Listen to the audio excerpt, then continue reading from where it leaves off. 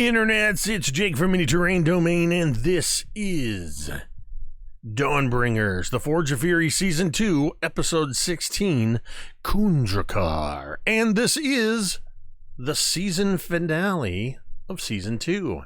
We knew it was coming, we just didn't know when, but they kind of set the end in motion for the season last week, and we're going to wrap things up in the story tonight and hopefully see a few hints about what will happen next. And then we're planning right now, tentatively, or maybe not tentatively, almost definitely planning on next week being sort of a bonus episode 16.5, which we decided to do to actually stream the downtime activities, since there is a bit of a game mechanic to that still with the rolling of dice, and it allows for certain interactions and things like that. And who knows, if we're focusing on one character in particular, I might make the others play some on the spot NPCs, and this is the first they're hearing of this. So the very first announcement that I want to make is that I'm still dealing with the weird glitch in my router. I'm pretty much narrowed it down to the router and modem, where at completely random, unknown intervals, don't know what's causing it, the signal will blip just enough to disconnect. It immediately reconnects. As before, if this happens, just stick around. Usually within 1 to 2 minutes, we have it resolved and the stream will resume. There's not anything I can do about it right now, but this weekend I will be troubleshooting it and hopefully fixing that for future streams. So please bear with us. And if you're here now hearing this announcement, when this happens, just let the chat know, because I get disconnected from chat for about 30 seconds as well. That way everybody knows, hey, the stream's not suddenly over. It's just momentarily delayed. Next up, this is completely in beta for the stream right now. This is the first stream that we're actually utilizing this. If you are watching on a computer and you mouse over the Twitch window, you will see something pop up on the left that is an overlay for D&D Beyond and the characters.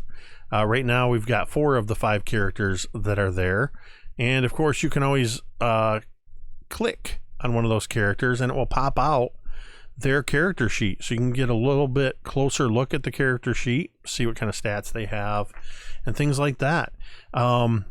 This is the first time we're using this, so we're going to get everything in there for season 3.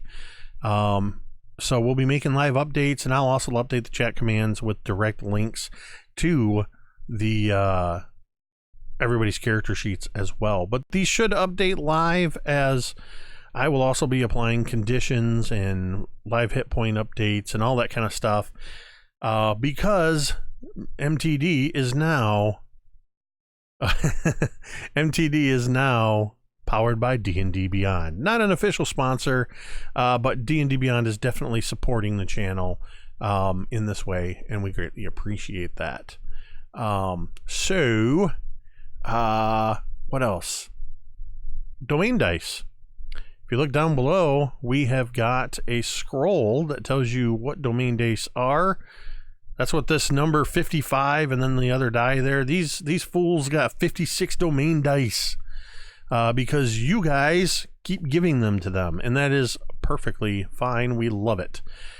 For every 500 bits or $5 that you donate, along with subscriptions and the like, raids, all that kind of stuff, we give them domain dice. What they do is explained in the chat or in the scroll down below. Everything from a reroll all the way up to a super crit, which is a double max damage crit. And it's you that makes it happen. It's our way of letting you interact with the stream. And we definitely love to see that interaction, especially when they start burning through those domain dice and you guys keep throwing them back at them. We absolutely love that. You will also notice, if you're over on Twitch, down below there are numerous tabs. There's a Patreon tab. There's a donations tab. There's a I just added a wish list tab. There's links to the social medias, the Twitter, the Discord. We've got a pretty decent Discord going on where we carry on the conversation the rest of the week. And we have probably one of the most important links you'll find down there is for Jasper's Game Day, a charity organization that Mini Terrain Domain is partnered with, whose goal is to, well, quite frankly, to stop teen suicide and suicide, to prevent it. But the funds that are raised through Jasper's Game Day go to fund crisis centers and help raise awareness and just to fund those crisis centers. Speaking of which, at any time, if you find yourself in you need to talk to somebody, things feel dark, and you need somebody to talk to, you can type help in our chat, ! Help, and that is the National Suicide Hotline. Trained professionals are available 24 hours a day at 1-800-273-TALK. That's 1-800-273-8255, or you can text 741-741. And we encourage you, if you feel like you need to, please use that number. And you can type that in the chat at any time. Along with, you can simply type !chat commands, and I'll bring up a full menu of all the chat commands we have available. And I think it's fun when people are just randomly talking and they type in something referencing coffee, and you get a link to Mitide Roast Coffee, a Brazilian and Peruvian medium roast coffee that is a partnership between Mini Terrain Domain and Initiative Coffee Company. For every 12 ounce bag of coffee you purchase, $3 of that goes to support Jasper's Game Day. You can tell we really care about Jasper's Game Day here. And speaking of Initiative Coffee Company, Brian from Initiative Coffee Company will be joining us here on the channel for a new campaign that you'll just have to follow me on Twitter to keep up to date on, sometime in August. But soon I will start teasing it along with the cast. There's a new campaign coming to Mini Terrain Domain. All right, I think that's about it. Which one of the 5 of you, last time I let all 5 of you do it, which one of you would like to recap the last session, the last recap of the season, for a point of inspiration? If I do the recap, you're guaranteed a combat with a demon. If nobody wants to do it, I'll jump in. So we realized that we had one last place to go. So we went in and we ended the previous session with Talmud observing what looked to be sleeping orcs, and just as he was just ready to slit their throat, we realized that it was a trap. They were waiting for us. And the orcs spring up. There was apparently a caster off in the other room that only a couple of us actually wound up seeing. Whole big fight wound up ensuing, and some big ogre looking thing swinging his iron balls around. We pushed on late into the night to actually get the fight out of the way, because we thought that Griveth wasn't going to be able to be here for the opening. Luckily he was. So most of last session was just a big, awesome, long combat. Very well. And yes, you slaughtered many orcs. A few got away. I thought it was only one. No, there were 3 that got away. 3? Oh, man. One of them cut his own arm off to get out of the web. That I think Griveth was the one that had used the spell scroll of web while there were still 6 members of this orc squad that were waiting in this sort of hallway, and proceeded to I think it was Talmud who had proceeded into the webs and was wailing on the entrapped orcs. And particularly after seeing the great Ulf, the ogre, killed, I believe the axe was buried in his head.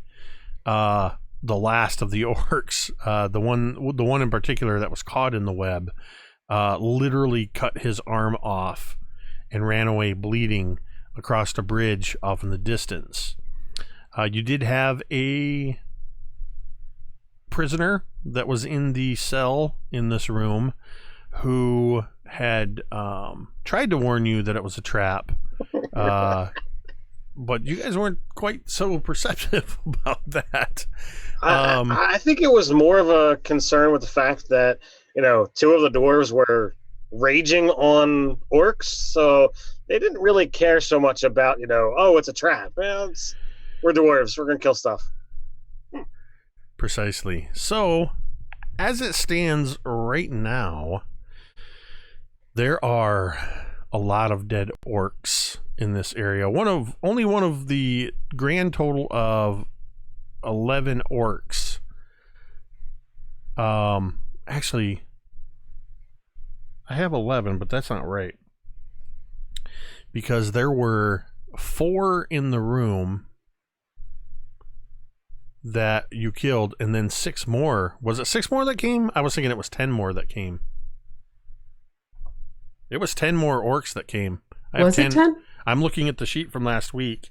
That's why it's only 10, because some of them got away and one of them was burned.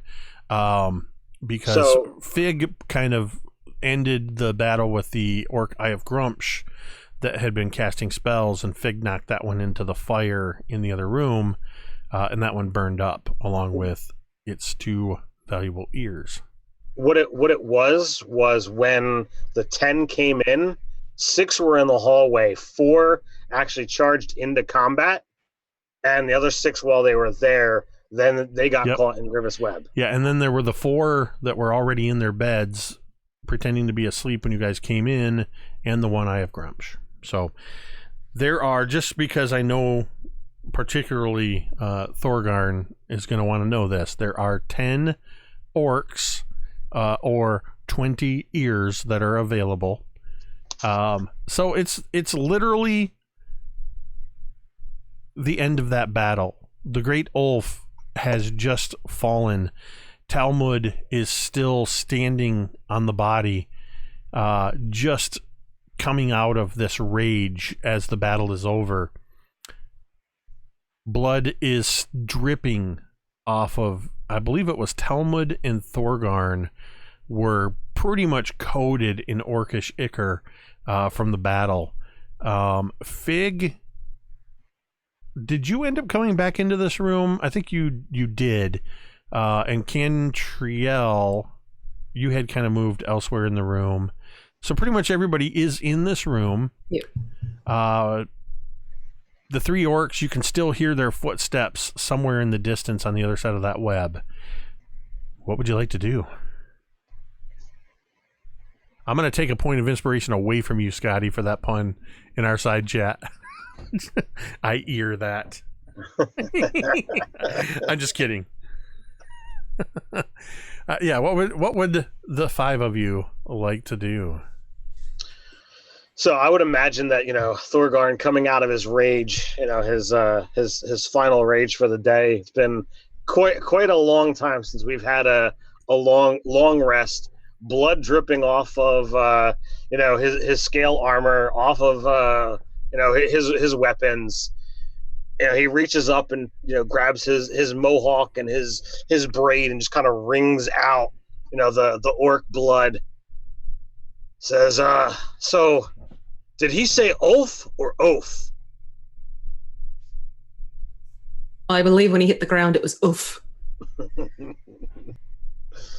So I think that guy kind of thought a lot better of himself than he actually had, because I don't see any injuries on us from that weapon of his.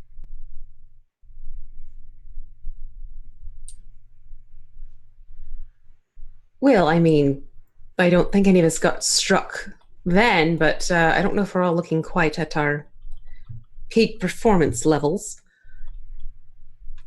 I don't have any new injuries on me from this entire fight. I'm coated in other people's blood. Well, aren't you the special one then?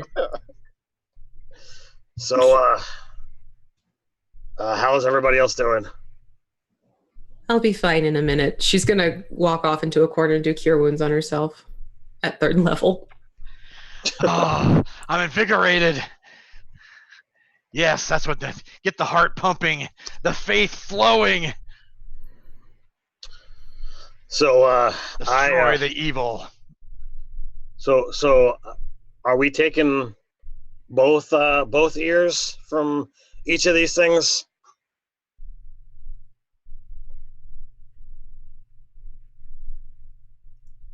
Why wouldn't we?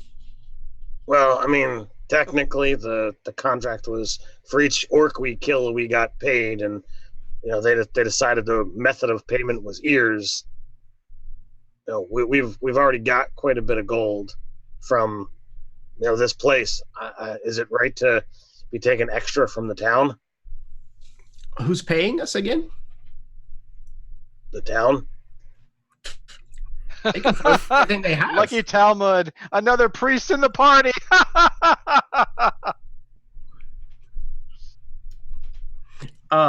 So if the town is paying us, then we should just take them for everything they have. Do we really need what is it, an extra 300 gold roughly? It's gold whether we leave it laying here on the floor or whether we take it back with us. Why not just cut off the ear to the big one and maybe you'll get more of a bonus for the big ear?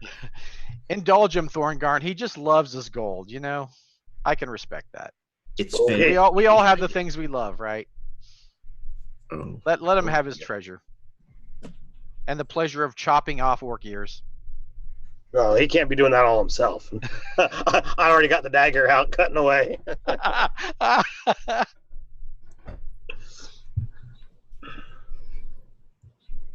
So, what was down that other room? Megan, we can't hear you. Oh no! Did you mute? Did you mute on the mic? Hello? There you are. There we go. I just happened to see your mouth moving, and then that confused look when Ted started talking. So, Big has a voice box malfunction. Just begins opening. Fig's audio transmitters were slightly damaged. So Fig is over by this large beast, this monster, and he's just poking and prodding it with his foot. At one time, he lifts up one of these huge arms. I can imagine that he almost has to pick it up with both of his hands. Picks it up, drops it, and it makes this huge thud against the ground, and he just stands there tilting his head back and forth. Normally it's the hip bones connected to the knee bone type of thing. Wait, your hip bones connect to your knees? Oh, you know what I mean. So, for the dwarves it is.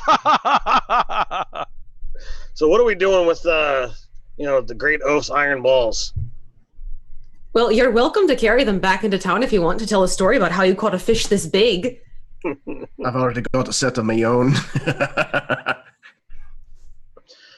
Cousin, if you're dragging around stuff that big, I feel sorry for you. They have we got to wingspan. drag the iron balls back to town. I would almost think that you would see Fig look at Talmud and just kind of like look around him as if he was like trying to see. Huh? I did not realize you were carrying such a weapon with you this whole time. Few do, Fig. Few do. It's such a burden, I'm sure. So I'm gonna inspect his double flail or whatever it is that you're calling this thing? Yes, it was actually what it was 2 separate weapons. Each one was a flail with a that's basically made of a very large piece of wood with a chain attached to it and a very large iron ball. I would say, based on the weight and his size, we'll say that these balls are about 24 inches in diameter. Wow. So this is you're just going up to check them out? examine them, yeah. All right. Give me an investigation check.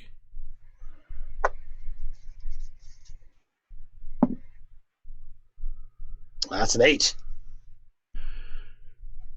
Are you looking with your hands or are you looking with your eyes? Oh, I'm a toucher. I need you to make a dexterity saving throw.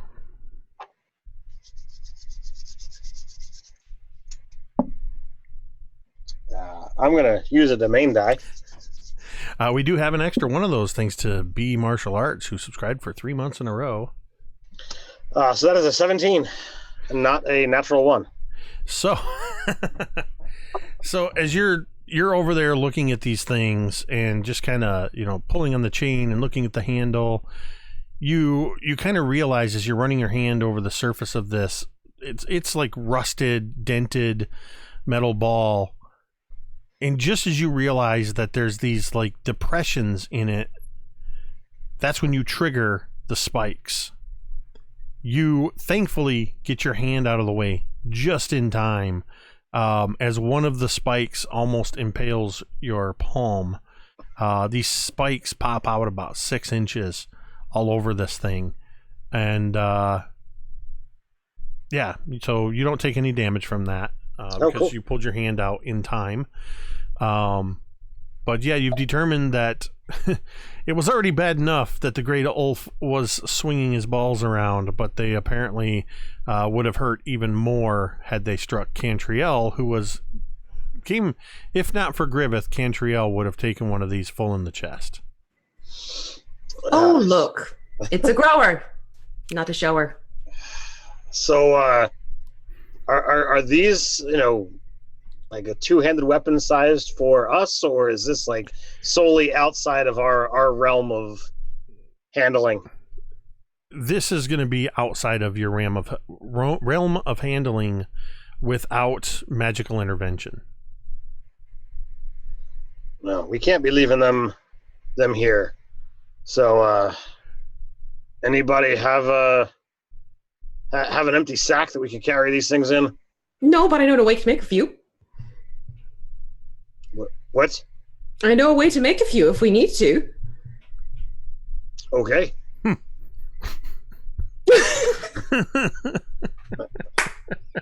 Got Jake. It took me a second.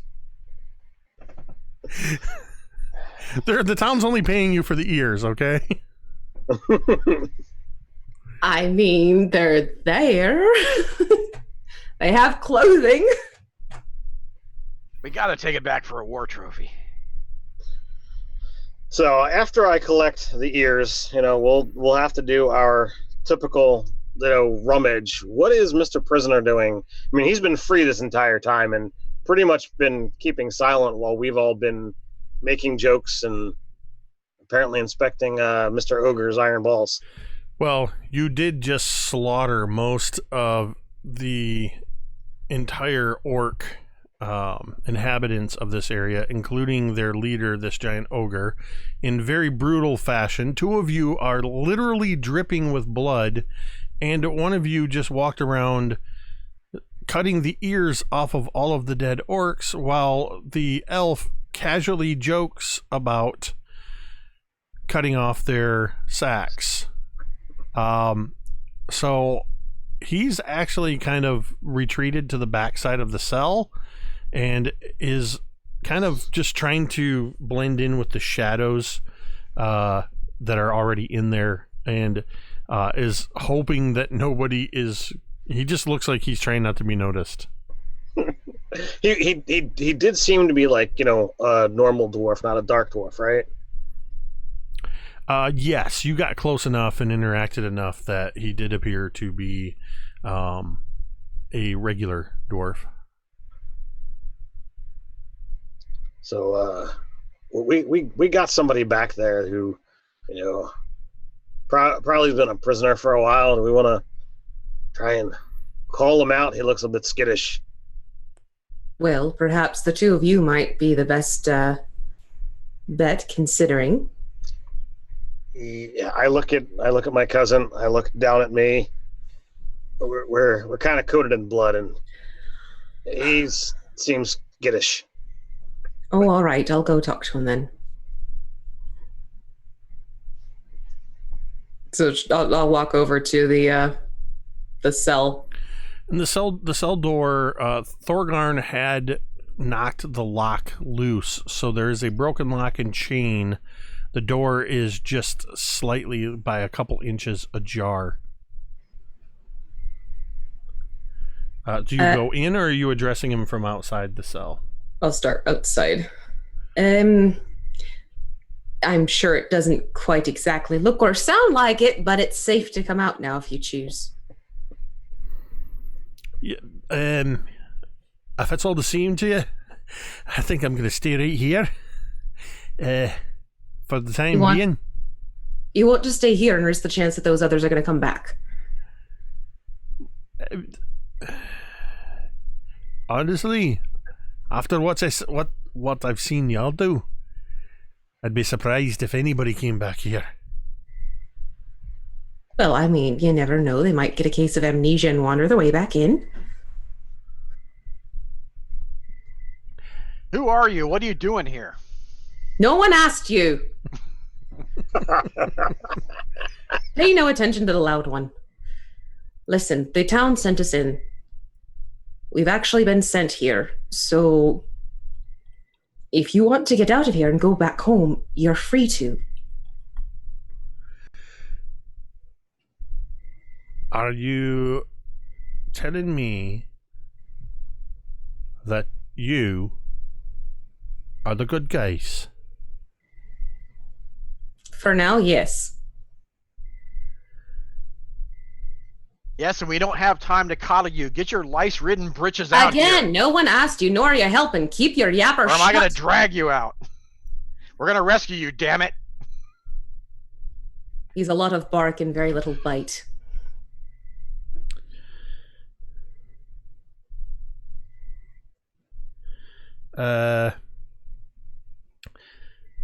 Right. Well, honestly, I would hope that those two wouldn't allow anybody to come back here. And he's pointing at Thorgarn and Talmud. And he sort of slowly gets up off of the bed. A little bit of a thud showing his heavier weight despite his smaller size, as his feet, which were dangling over the edge of the bed, kind of touch down and you hear that creak of the bed springs as he gets up off of the bed. You do know where you are, aye? And he's looking right past you, Cantriel, at Talmud and Thorgarn. Look, clearly he'd rather speak to you two bloody ones, so go for it. Talmud kind of wipes his mouth. There's some blood around it in his beard and mustache, but he just makes it worse because there's just more on the back of his gauntlet. And he says, "Are you talking about Stonetooth Mountain? Or are you talking about where inside the mountain we are?" Aye, Stonetooth Mountain. But it's more than just Stonetooth Mountain. Okay, so what's the deal?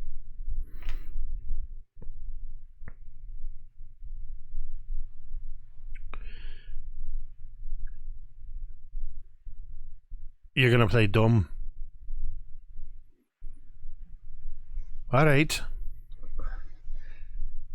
I feel like you know this already, but maybe you haven't told them.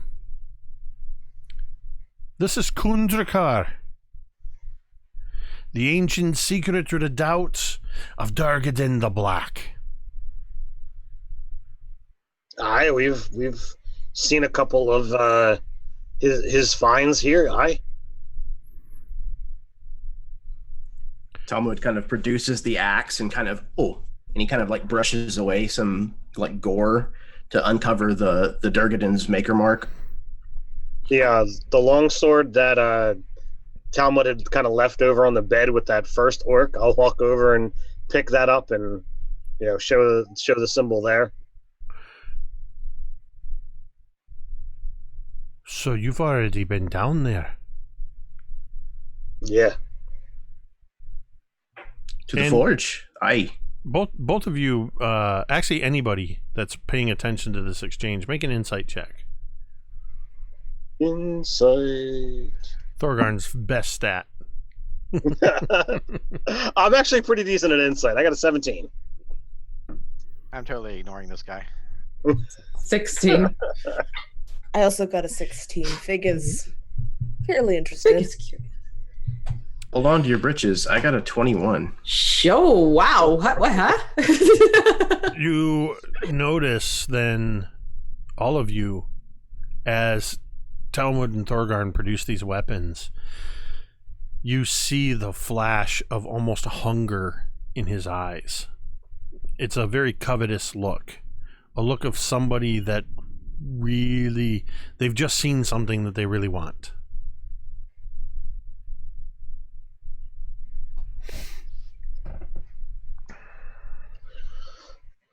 So, what are you doing here?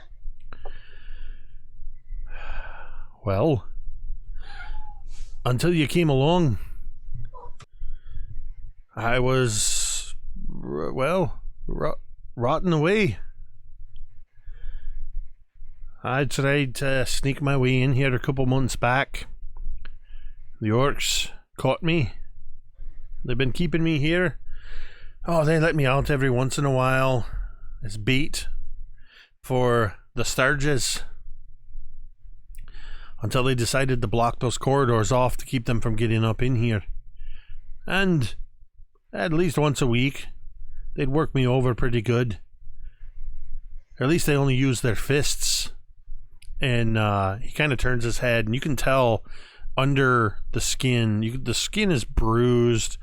The eyes are sunken. He looks like he has not eaten very well for quite a while. But you can also tell, because of that, you can tell that it looks like his cheekbone has probably been broken. His nose is definitely broken. He's even holding his left hand. The pinky and the ring finger are not bent. They're sort of at an odd angle. This guy's been worked over pretty good. Did you come in by yourself, or were there others? It was just me.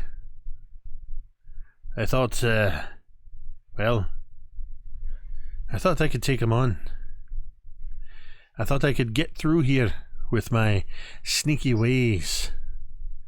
I just didn't count on there being so many of them. Are you daft? Talmud gestures over to the large iron spheres. Oh, these are yours. I wish.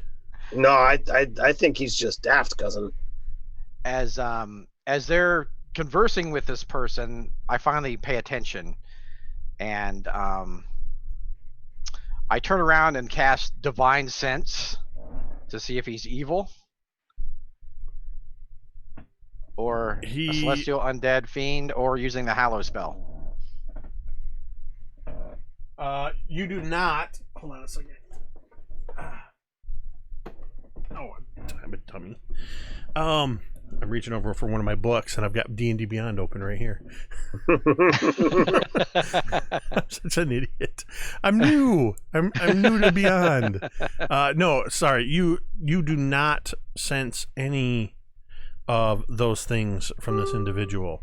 They're not evil. What is the range? 60 The feet. range. Is it 60? 60 feet. Oh, 6. Yeah. Shoot, where's my character?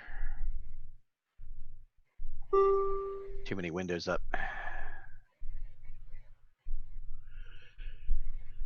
Okay. Yeah, you don't sense that from him, and you don't get the sense of that from anywhere around here. Okay, so no evil. He's not evil. He's not a celestial fiend or undead, or he's not using a hallow spell. Nope. Okay. Roll me a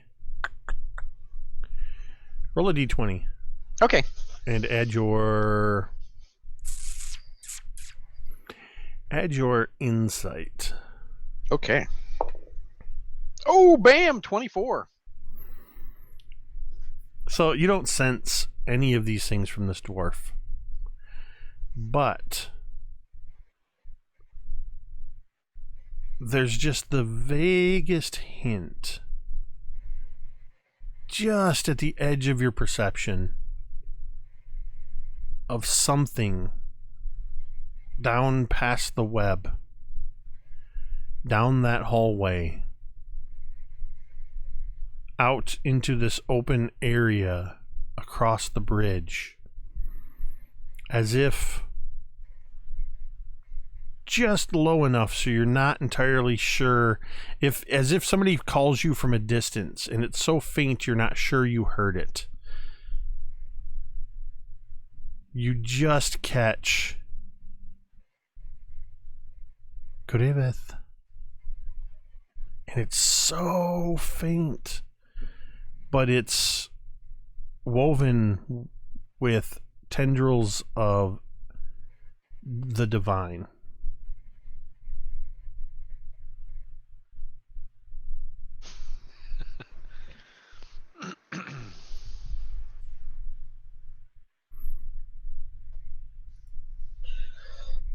So Okay.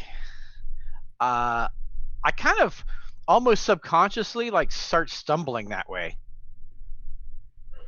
Like I'm having this sense, and it's almost like a fog, and it's like I'm kind of blindly following to where this is leading me. You all see as Griveth just sort of stares intently at this dwarf, and then sort of just turns his head like he heard something. Excuse me. And then just very subtly, very slowly turns and begins to move in the direction of the hallway. The webs spell that you cast stays up for an hour. And at this point, with the conversation, we'll say maybe 10 minutes has gone by since you cast that. And Talmud had only managed to make it about halfway through with his raging attacks. So there's still about 5 feet of this hallway that is covered in web, sealing the floor. There is a bloody, severed orc arm. There's actually a couple of them, because there's also a couple of dead orcs. They're cut away a little bit, the web is, from where Thorgarn got in there to cut off their ears. But yeah, it's kind of a tangled mess. So you'd have to do something about the web if you were to proceed. Okay, I kind of snap out of it, when I get to the web, realize that I'm going to walk into the web and kind of come to my sense. But I'm just... Having been already coated in blood, I didn't see really much of a problem using the war pick to kind of drag the bodies out of the web before I cut their ears off, rather than trying to go in the web myself. I mean, beards and webs, they're not things that like to get together, and so I did the best I could to not be in the web. So did Mr. Sneaky Dwarf ever give us a name? No. So, Mr. Sneaky Dwarf, Do you have a name? Mostly he didn't have a name because I just rolled it. No, I'm just kidding. I'm not kidding. I literally was looking up Xanathars. And had literally just rolled. Because I forgot to do that. He looks at you and he says, I've got a name. One second. I gotta figure out what his clan name is. I like using these random generators. Just normally I do them ahead of time. Okay. He kind of picks his chin up a little bit. I've got a name. That's Vandal Broodfist. Do I know anything about the Broodfist clan? Which is actually what he says to you. Do you know anything about the Broodfist clan?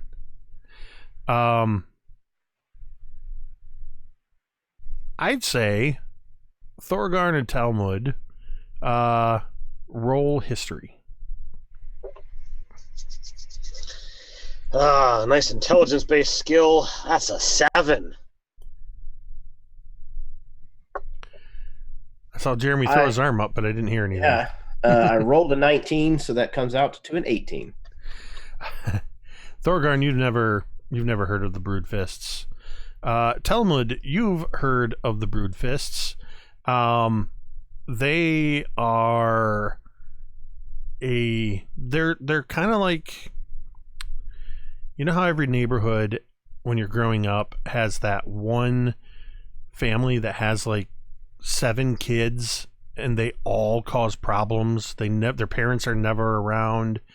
That's the Broodfist clan. They seemed like there were just so many of them and they were always getting into trouble. And it's so much so that there's a saying in Blazing Dell that you'd be hard pressed to find a day of the week in which one or more Broodfists aren't in the jail.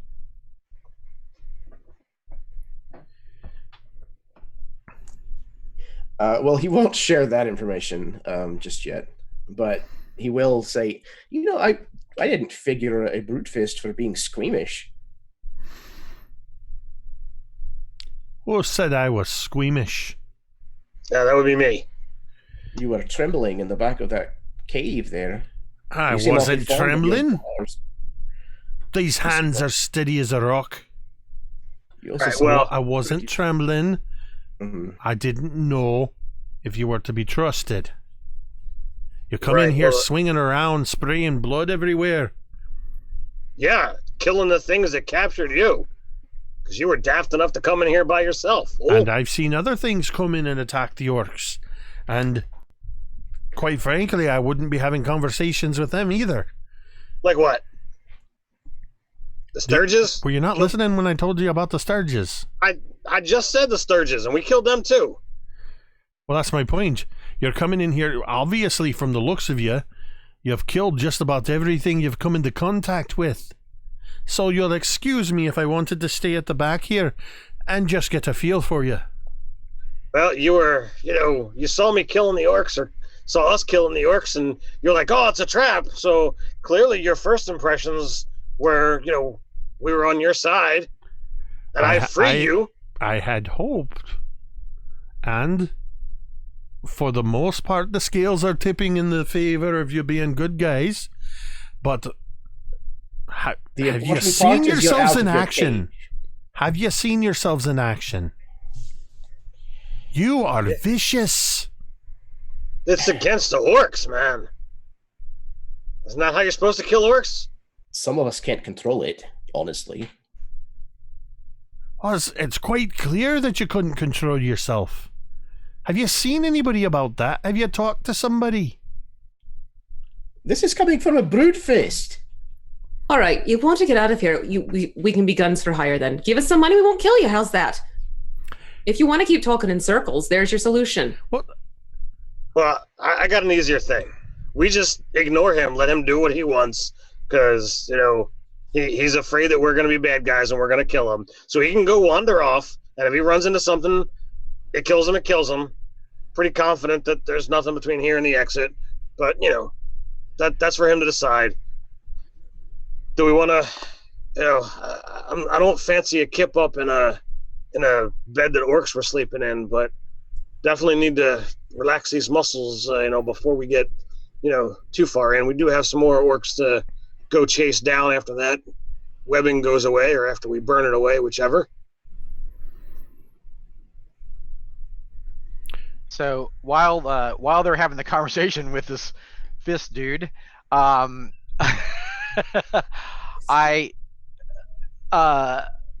you feel Griveth's hand come on, touch, just ever so gently touch your shoulder, and he leans in behind you and he says,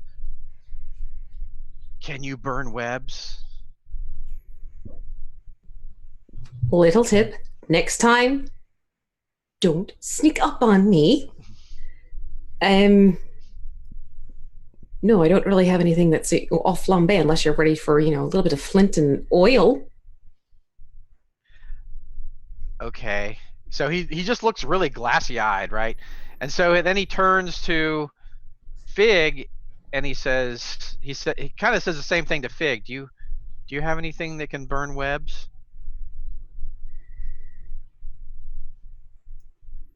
Fig looks, and I actually think that Fig would have been following you at this point. So if you go to turn around to ask Fig, Fig's like right there. And normally he would probably be startled by that, but he's just he's in this weird state. Much more interesting or interested than that dwarf.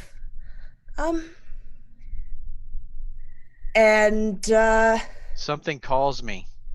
Griveth, are you feeling yourself? I'm fine. We need to go that way.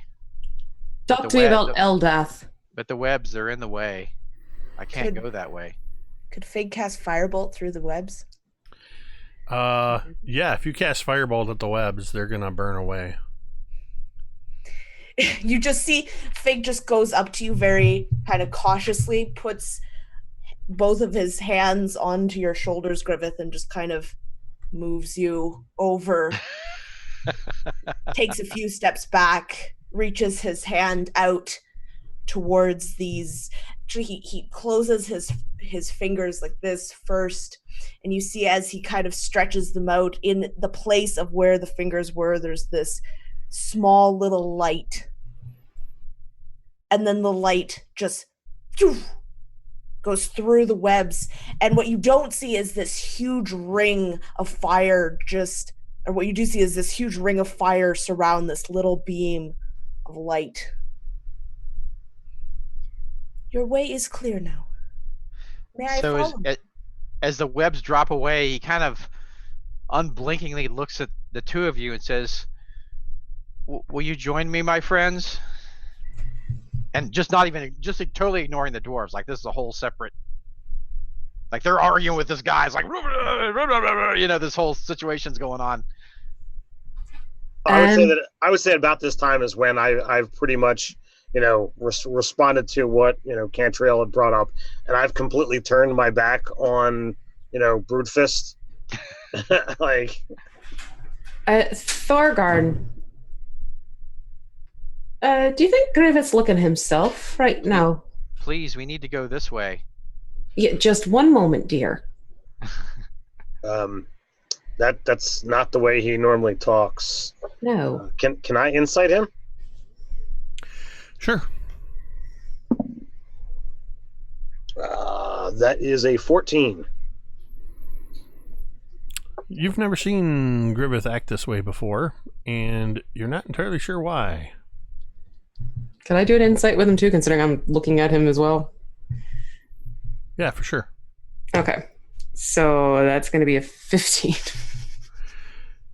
You've never seen Griveth act this way before, but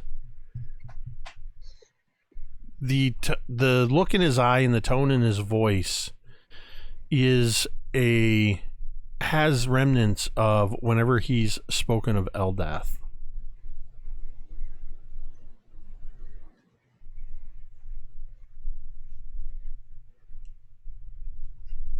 So he starts walking towards the doorway. Do you guys follow? No. she's gonna stand back and try and like, Griveth, there's nothing out there. He just keeps walking. I will ensure his safety. I'm curious to see what kind of spiritual experience he is speaking of. I have a feeling it's more demonic than it is spiritual. Well, I will have to ask you later of what the difference is. One's good, one's very bad. so again, I'll lean into whisper, which again, I'm a dwarf. I don't whisper.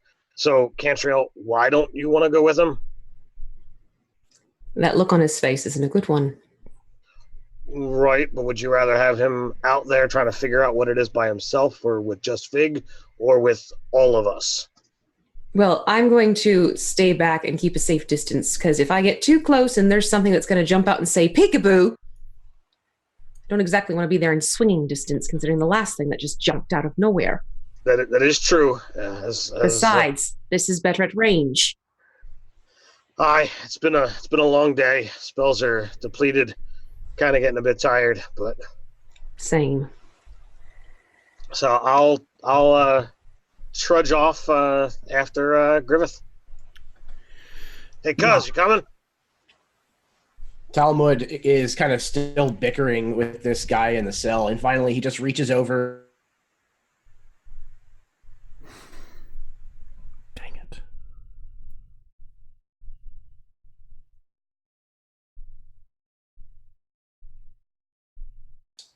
Here you go. Sorry, as soon as you said you reached over, it blipped. Somebody in the chat, let them know the situation. Let them know that in a moment we'll be right back. I'm just going to do what I've been doing. Stop the stream. I'm going to try to. Oh, that's wonderful. I'm not entirely sure it's an issue with my router because OBS just locked up on me. Up. Let me give it a second.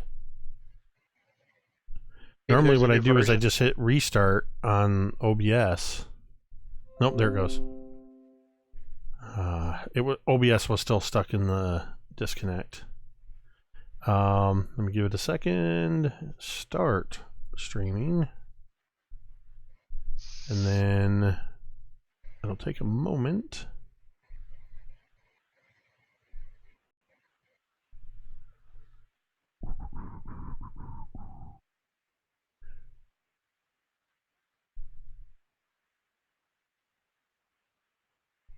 We're back.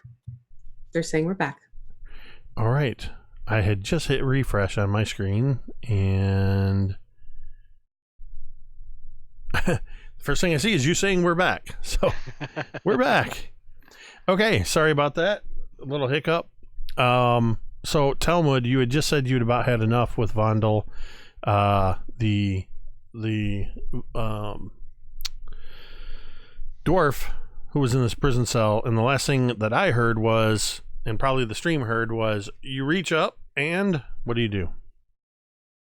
Reach up and pull the chain and lock out of the door and pull it open just a bit. Well, now you're free, so you're welcome to do whatever you'd like. If you want to roam these halls on your own, good luck with that. We're going this way, apparently, and Talmud's going to turn and just kind of walk off in a huff. All right. So you're following as everybody's heading down this hallway. After a moment, as Griveth is leading the way, and Fig is right there, then I imagine Thorgarn. Cantriel, are you going along with them as well? And then Talmud, as you start to enter that hallway, you hear right next to you, so are you heading back to Blazendell?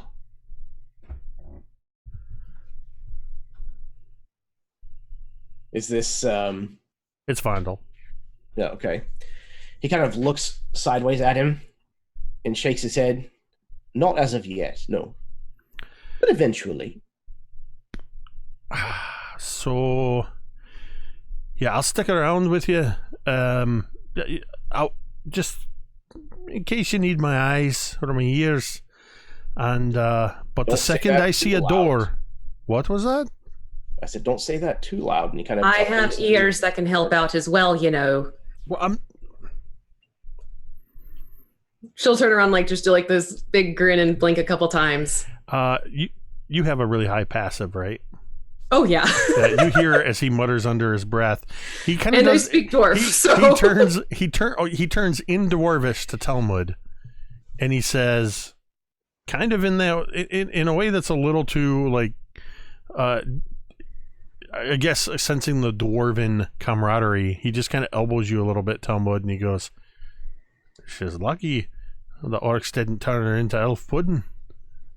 oh, she's gonna whip around and like pull the bow and aim it at him. Next one to say elf pudding will become dwarf pudding. You speak Dwarvish. Oh, I speak a few languages, darling. Didn't see that one coming. Look, None of us did. I didn't mean anything by it. It's just, well, I happen to know the orcs liked it.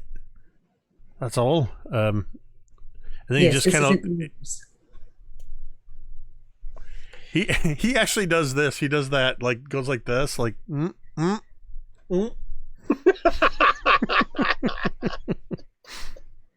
You know that's- You won't hear another word out of me. So you're a broodfist. So if you're coming with us, you are walking in front of me. He kind of like pushes him in front of him so that he's behind him. That's actually probably for the best. I don't exactly have any weapons. I have no idea what the orcs did with my equipment. So What do you prefer to use? I like blades. I'm very good with blades, daggers. Here, And- take my dagger. Feel free to use it, and she'll shift him in front of her as well. Do you hand him a dagger? Yep. He takes the dagger and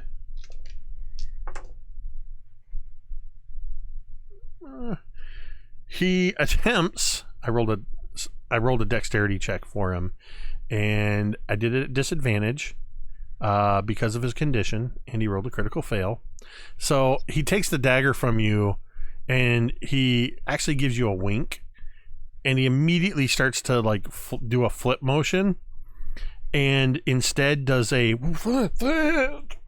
and it clatters to the floor very clumsily. He reaches over and, sorry, a bit rusty. We'll go with that, darling. Sure. Rusty. And then he immediately turns his attention to those in front of him, which at this point is now the other three.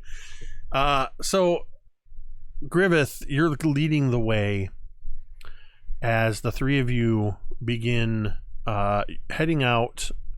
And let's see, I don't have a dice cam tonight. I forgot to set the camera up, but we won't really need that. Let me see which one this is. Whoops, turn the overlay off. Trying to find the right map. Yep, there we go. So you are, that is not the right map. Never mind. So you're heading down the hallway. Sorry, that's from an old web browser connection. Anyway, you head down this hallway. It is 10 feet across and 10 feet high. It is about 30 feet long. There's a set of stone doors that are open. Griveth sort of pushing through, moving into this open area where there is a... It sort of opens up, and you can see this wooden bridge that extends about 30 or 40 feet across to another stone platform where there's a couple of braziers that are burning.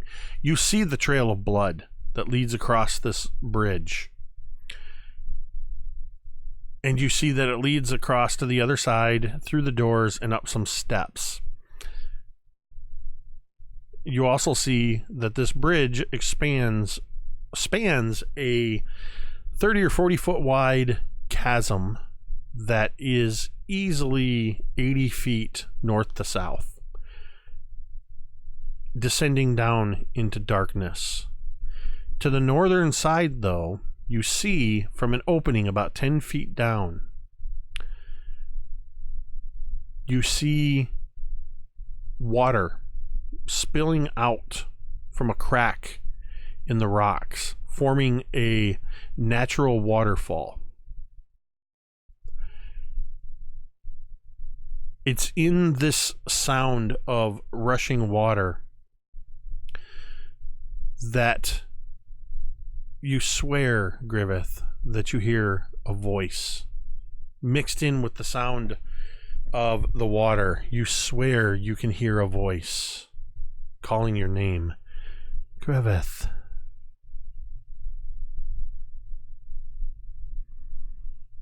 Come.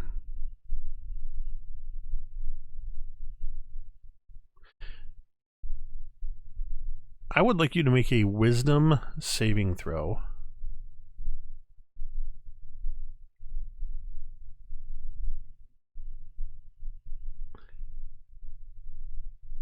Sorry. Oh, crit! With that, you know beyond a shadow of a doubt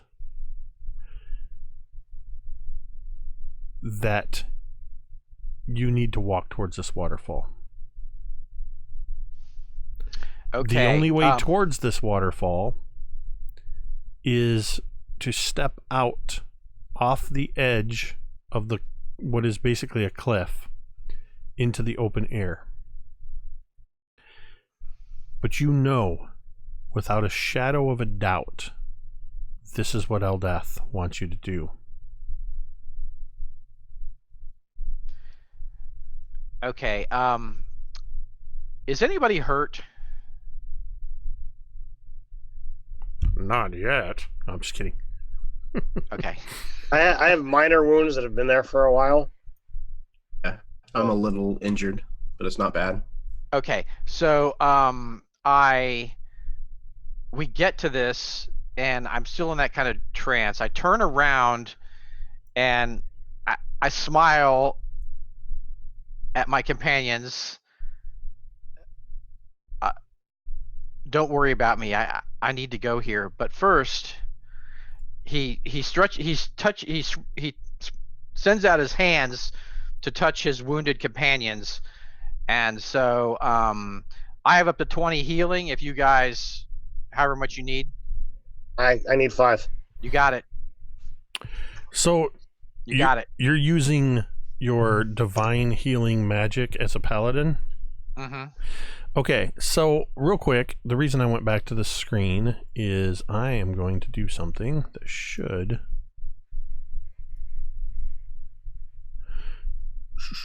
There we go.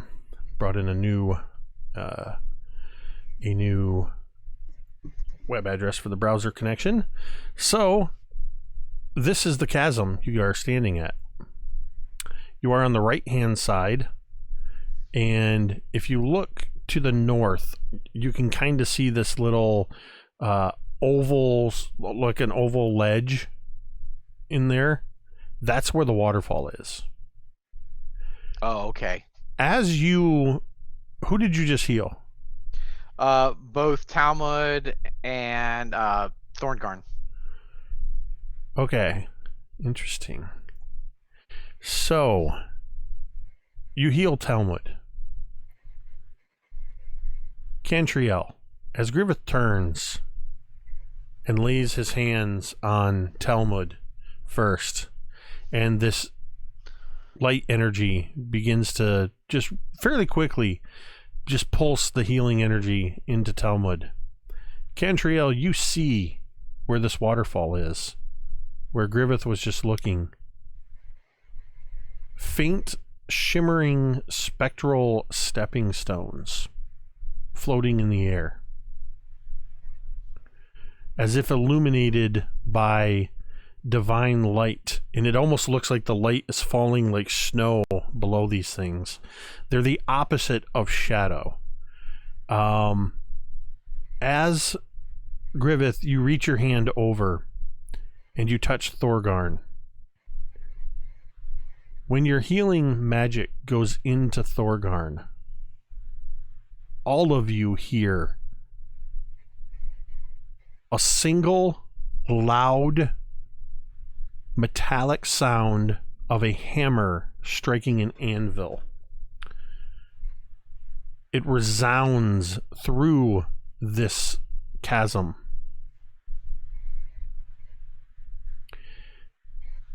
Thorgarn. Yeah, this is a sound that's very much known to me. This sound, everybody hears this, but you feel it in a way that you may have to find the words at some point to try to explain to everybody else just what it means to understand that this sound is divine. You have just heard the sound of Moradin's hammer striking his anvil. So, like, as this, washes over, it almost looks like Griveth touches me, and I take a knee, because it all happens at that same moment. But the instant that I realize that more is going on here than just a simple interaction between magical abilities of friends, I'm overwhelmed. So you guys will see the healing magic, and Griveth already has to reach down pretty far to get to my shoulder, and I make him work harder as I take a knee for my not even 4-foot frame. That sound, cousin, do you know what that was? Sounded like the forge is active again. That was not just any forge. That was his hammer. Whose? Moradin.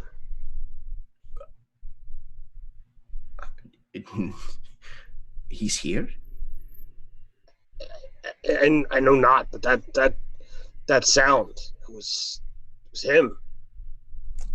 Talmud goes over to the edge of this drop off and looks down in the hole, he's just gonna see Moradin just sitting down there.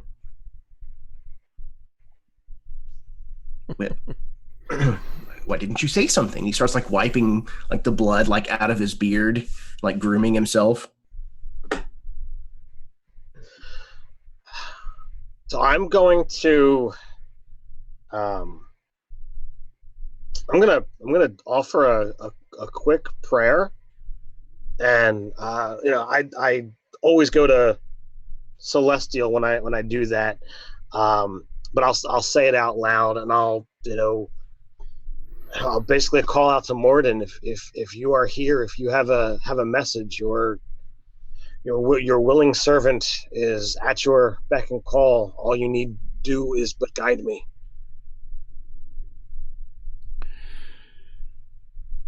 As you speak the words of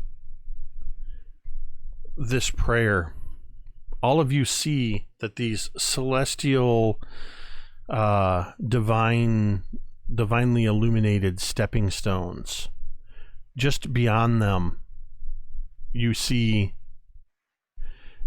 it's almost as if the entire northern section of that chasm fills with a spectral version of the stone that once filled the space. A dwarven archway, still spectral, reveals a wide opening. these stepping stones lead to this opening. You see a faint shimmer of light in the archway. Two figures stand there. One, a tall woman, hair that flows, seeming as if it's moving of its own accord. Her hair flows over her shoulders, down her front and her back, as if her hair itself was living water. Shimmering robes reflecting the spectral light back. And next to her, wielding a massive hammer, steps a spectral dwarf. They look out at the six of you as Vondel is looking around like no words. He has no idea what the heck is happening. The two figures look at all of you. The woman looks at you, Griveth. And in your mind, you hear, Griveth Langsmore, you are doing well on your path. But your journey is only just beginning. I can see your heart and your soul, and I can see the taint that is there. It is not yet gone, but soon you will continue on your journey to where perhaps you can cleanse yourself once again. The elders in the town will tell you where you will go next. Go to the All Faiths Temple. At the same time, and I should note, Griveth, you're the only one that hears this. At the same time, Thorgarn, you hear in your mind, in Dwarvish,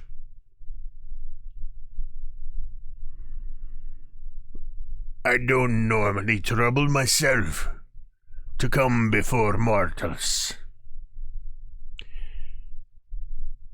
And even now, I come in this spectral form. But you've done something beyond that which would normally catch my eye. You've removed all the foul curses within the home of our ancestors. There's one last person that wants to talk to all of you. But Thorgarn, you keep heeding the words of your elders and your friends. You stick to this path. Don't lose that anger. That gives you the edge over these non-dwarves. But whenever things seem their bleakest, turn an ear towards the mountains and listen for the sound of my hammer on my anvil. And then both of them, now for all of you, the five of you, the six of you, it's the exact moment that these two figures appear and they raise their hands and they point behind you. You sense, none of you sense any passage of time as these two aspects of divinity were speaking to their charges.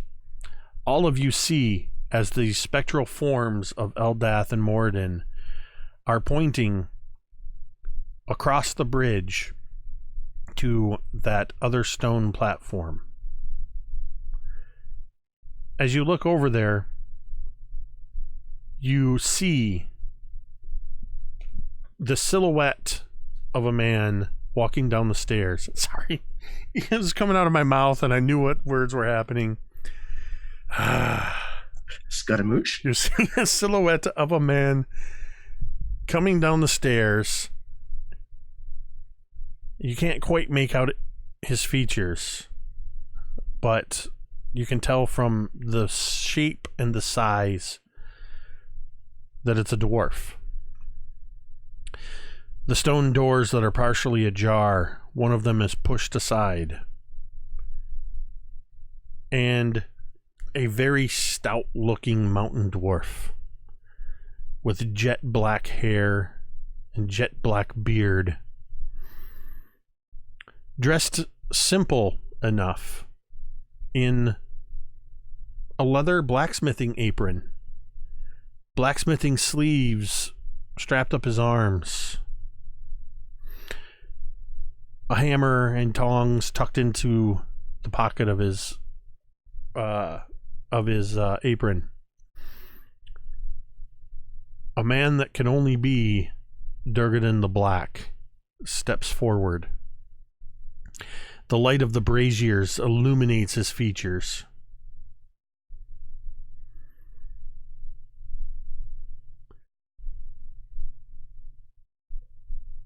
Well, are y'all just going to stand there staring, or are you gonna come over here and greet me?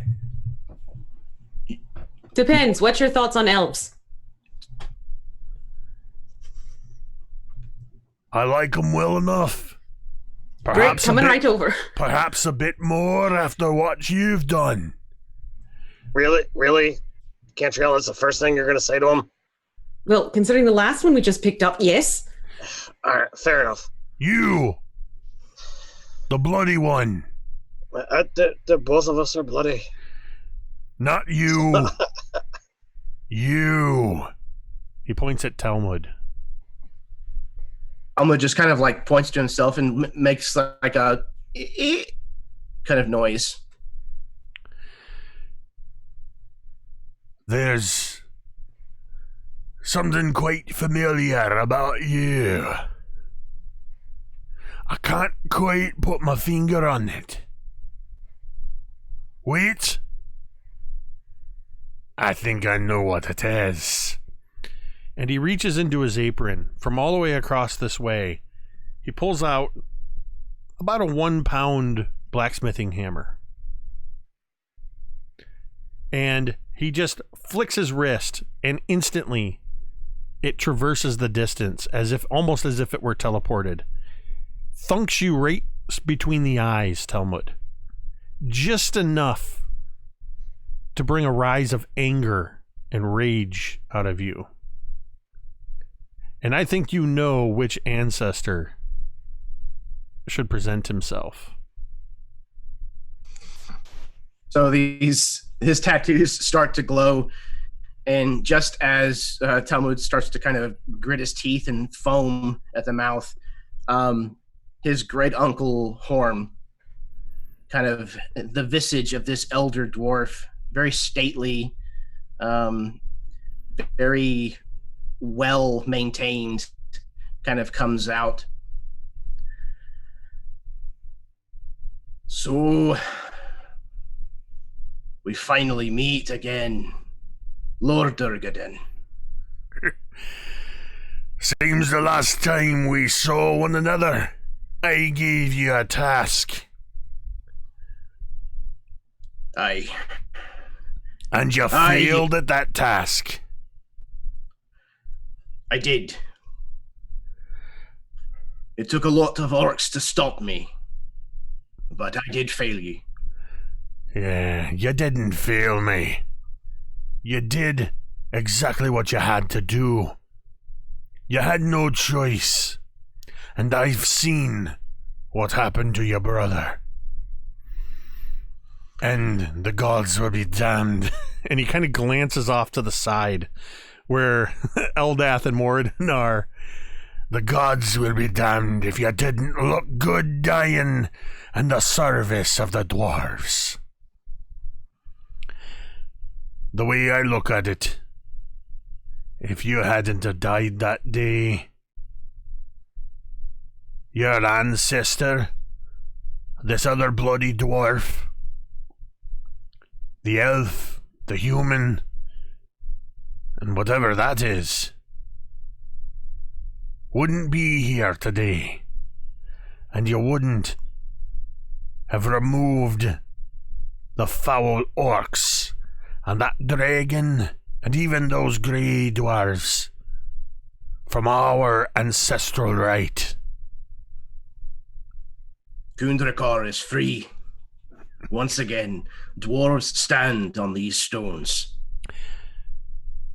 And this is your new task, Brother Horn. Take the word back to Blazing Dell. Tell them this place belongs to the dwarves, and when the dwarves are ready, the forges will burn for them again, and they will find that they have the knowledge of Dargadan smithing at their fingertips.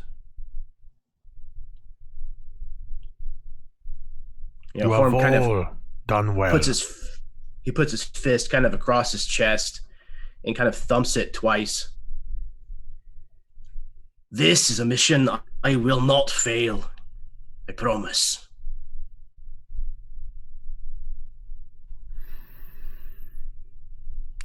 This whole time he's been walking across the bridge, and you would notice, perhaps more so I imagine, the others that aren't maybe so locked on to Durgadan, that the bridge does not sway, the bridge does not move under his weight. You don't hear his footfalls. While he looks real enough, he doesn't seem to be impacting the real world fully. But this whole time he's been walking up to you. And as you say that, Horm,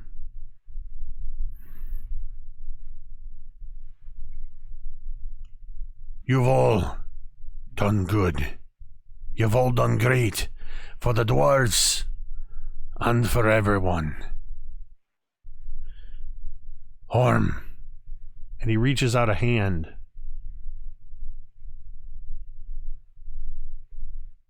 And Horm / Talmud, you would feel the solid grip.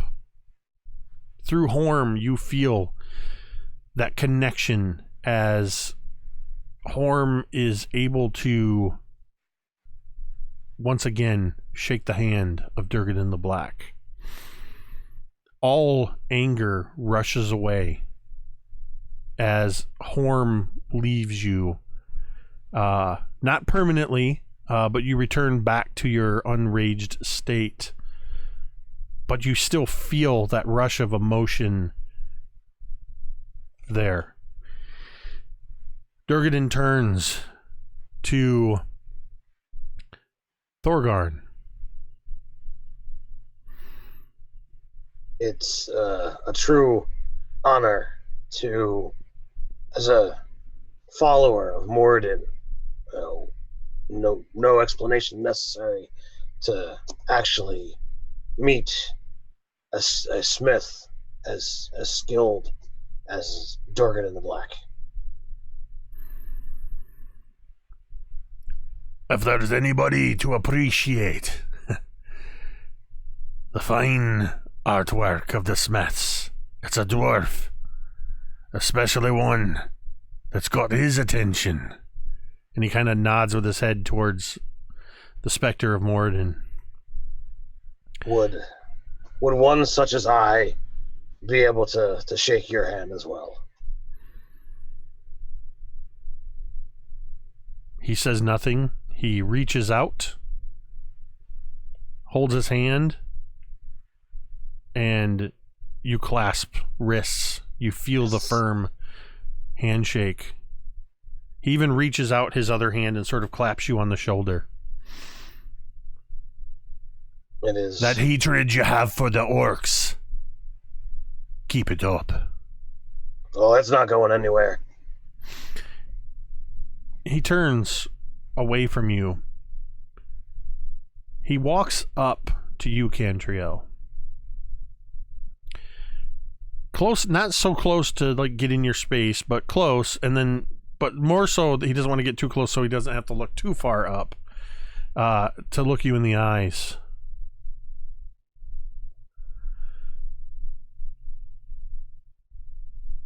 I met your mother. She was a fine woman. If you have even a single drop of the kindness of Melody, then I know you'll do all right, because I know swirling in the midst of that drop of kindness is a flame that won't be quenched. And I can see it in your eyes. And he glances at the bow that you hold. It's good to see that you've been reunited. If not in the way that you would have wanted. You stick with these. And he indicates all of the four companions of yours. You stick with them, and you'll start to reunite with your family.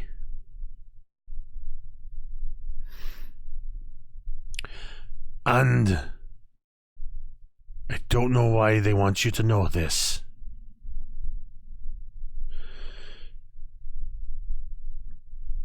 And he kind of looks at the specters. The last of the elf pudding in this area has been destroyed.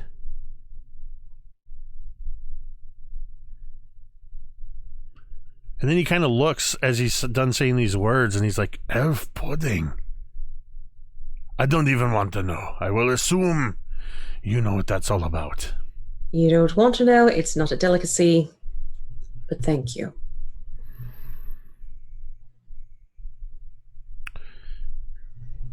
He turns and walks over to where Griveth and Fig are standing.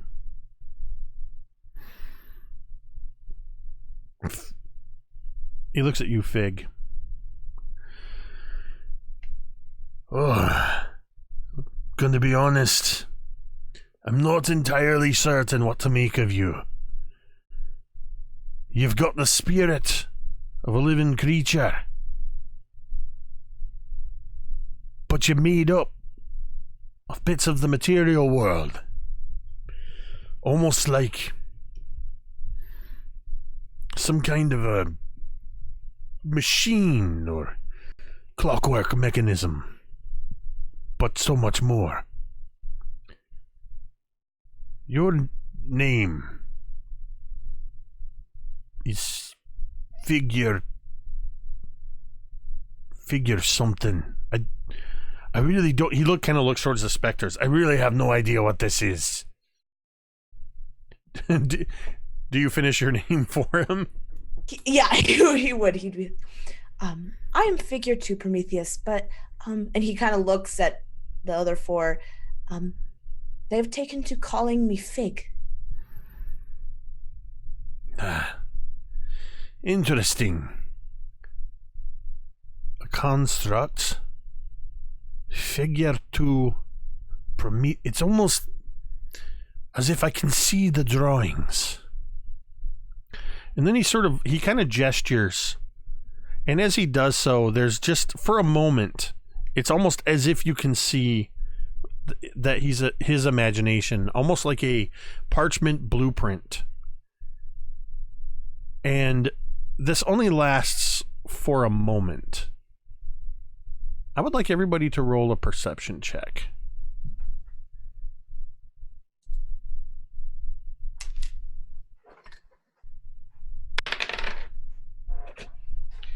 $20, 23 for Griveth. 26 for Cantriel. That is 7. is a 16 for me. I am back on track with an With a what? 8. So you see this just for a moment, Fig, and you see a couple figures on this. It looks like a blueprint, and then just as he's waving, it appears and seems to dissipate. Thorgarn, what did you get again? 16. Only Griveth and Cantriel. In this fleeting moment, you see this spectral blueprint had 3 drawings on it. It was fast enough, you couldn't quite make out the drawings, but with those rolls, you did notice the following. From left to right, there were 3 figures. Literally the word figure 1, figure 2, and figure 3. Figure 1 was scratched out, and there was a big red X through it. Figure 2 has a circle around it, and you saw the word Prometheus written underneath it. And the third figure has a question mark next to it. And under figure 3 is the word Archimedes. I'm watching Megan furiously writing. But weirdly, Fig, you didn't see all of this. But Cantriel and Griveth, you saw these names. You didn't see the details of what they looked like. They were incredibly detailed drawings, but you noticed what I told you of it before it disappears. Durganon looks at you, Fig.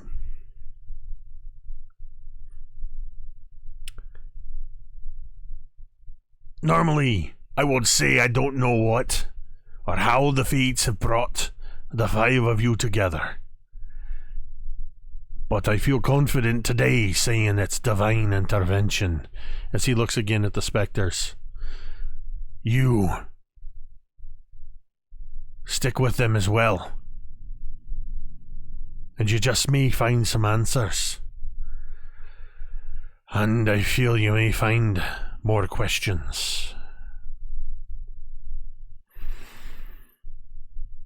Cannot have answers without questions. That is the root of discovery. You are well on your way, Fig.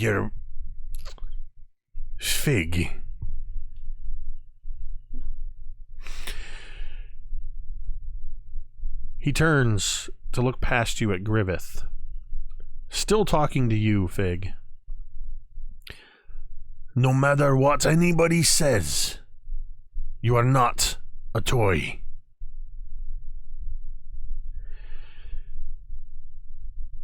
You, the one that smells like death. Griveth Langsmore.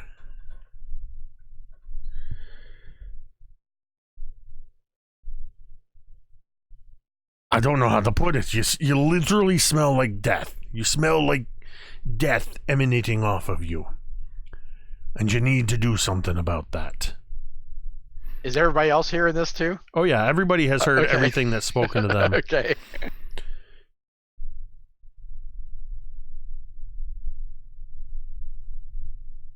You need to listen to the sound of Eldath's waterfall in your heart. That is what you need to focus on. That, no matter what darkness is encroaching upon you, that is your beacon to your true self. If you lose that, there's no telling whether you'll find your way back home or back to your friends. But it's a choice you have to make. She's already doing so much more for you to give you the opportunity. I can't even begin to speculate what the gods have in mind for the 5 of you. But it's because of them that I'm able to speak to you now. But I will say this, Griveth. Thank you. And I say this to all of you. Thank you for what you have done for the dwarves, for myself, and for those entombed below. Talmud and Thorgarn. When the dwarves and the elders of Blazingdale begin to make their way into Khundrukar, make sure that myself and our brethren and our sisters are given proper burials.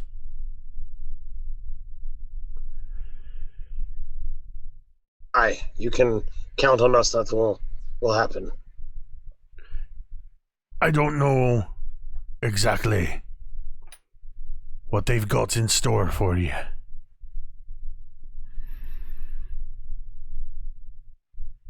But it's sure to be an adventure.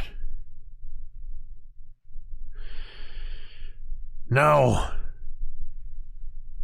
and he begins to turn away from all of you. He heads towards the edge of the suspension bridge. Apparently, Moradin's got some forges that need tending.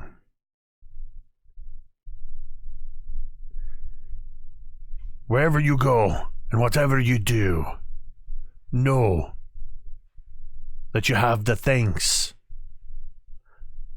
of Dargadin. And you keep wielding those weapons with pride. Those bear my mark. And I couldn't be prouder to have anybody than the 5 of you wielding them. I'll hold up the longsword that Talmud, allowed me to use. Morden could not ask for a better smith to work his forges.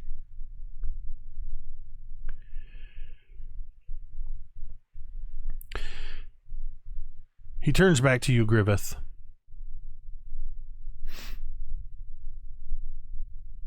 That blade.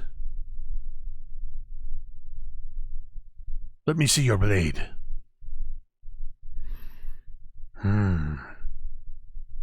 This is not dwarvish.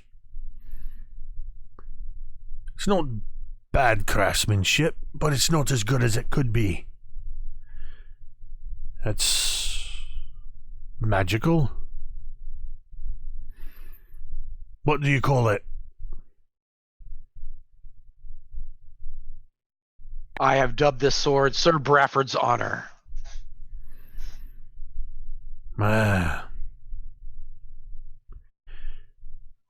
Well, if I were still among the living, I'd forge you a blade with me own mark. But this will have to do. And he runs his hand along the length of the blade. And as he does so, it just ignites for a moment. And when the flame goes out, the blade has an almost Damascus steel look to it. And Sir Bradford's Honor is now a +1. If it was already a +1, it's now a +2.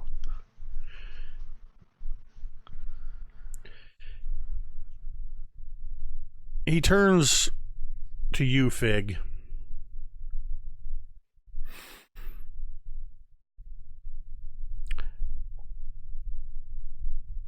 I wish there was something I could give to you. But stay on the path you're on. And I think you'll find things beyond what I could do. But perhaps somewhere in the domain of Moradin, I will seek out whatever divine entity calls itself master over your kind. And I'll put a good word in for you, aye? Well, those celestial forges need a true blacksmith to tend them. No offense intended. He calls across the chasm towards Moradin. He gives you all a nod. He takes a step out onto one of the spectral stepping stones. He takes another step. By the third step, the spectral stones, Durgadin the Black, Moradin, Eldath, the spectral rock formation and archway, and even the waterfall itself are all gone. And that is where we are going to take a break. All right. We're going to take a 10-minute break. You can stick around. Hopefully the stream won't glitch out. If for some reason the stream does glitch out during the break, I will tend to it right away. Just stick around because we've got more coming to wrap things up in this finale of season 2 of the Dawnbringers. I'm pretty sure they're all going to want to talk about what just happened. So we're going to take a quick 10-minute break and then we will be back. Please stick around and watch some promos that will be going on during the break.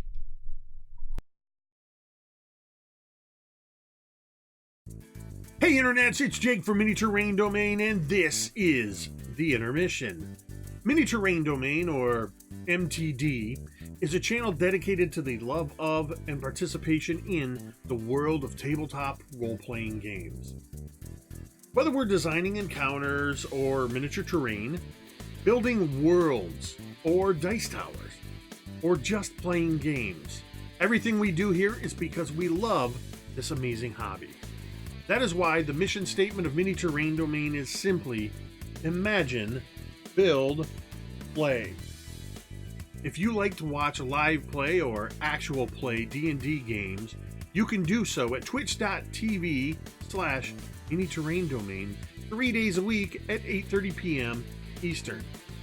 On Sundays, you can join us for Cult of Personality, a long-running campaign set in the Tomb of Annihilation adventure setting. On Mondays, you can join us for All That Glitters, a Waterdeep Dragon Heist campaign guaranteed to be epic proportions. And every Thursday night, you can join us for Dawnbringers, the Forge of Fury. This is a series of mini campaigns going across the gamut of several well-known modules. Season 1, which is available on youtube.com/Mini Terrain Domain, took place in the Sunless Citadel. And Season 2 is currently taking place in the Forge of Fury. If you can't join us in the chat for our live shows, that's okay. You can usually catch the roleplay, or rather the replay, on YouTube just 2 days later. If you're a fan of what we do here and you'd like to support what we do, there are a variety of ways you can do this. First, simply follow the Twitch channel or hit the subscribe button on YouTube. Next, make sure you follow all of the participants of each game or show on their various social media platforms. To do this, if you're watching live with us on Twitch, you can simply type an exclamation point and that person's name into the Twitch chat, or on YouTube, you can look down below the information bar and all of their links can be found there. Finally, if you would like to provide monetary support, which flows right back into the production of the channel so we can continue making great content, you can join the growing list of patrons on Patreon. Additionally, you can also use Ko-Fi or Coffee to buy a coffee or two. I like coffee. But the absolute best way to support the channel is to follow and subscribe on Twitch and YouTube and join us in the chat. If you have an Amazon Prime account and you link it to your Twitch account, you can subscribe one channel per month absolutely free. No matter what you decide to do, we are just happy to have you here. Thanks for watching, and stay tuned for more great content in just a few moments. Remember, metadata!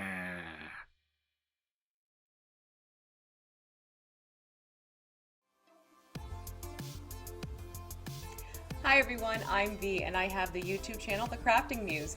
Please be sure to go over there and check it out if you too would like to learn how to make some tabletop terrain, paint miniatures, as well as some game accessories. I'm always happy to have new subscribers over there.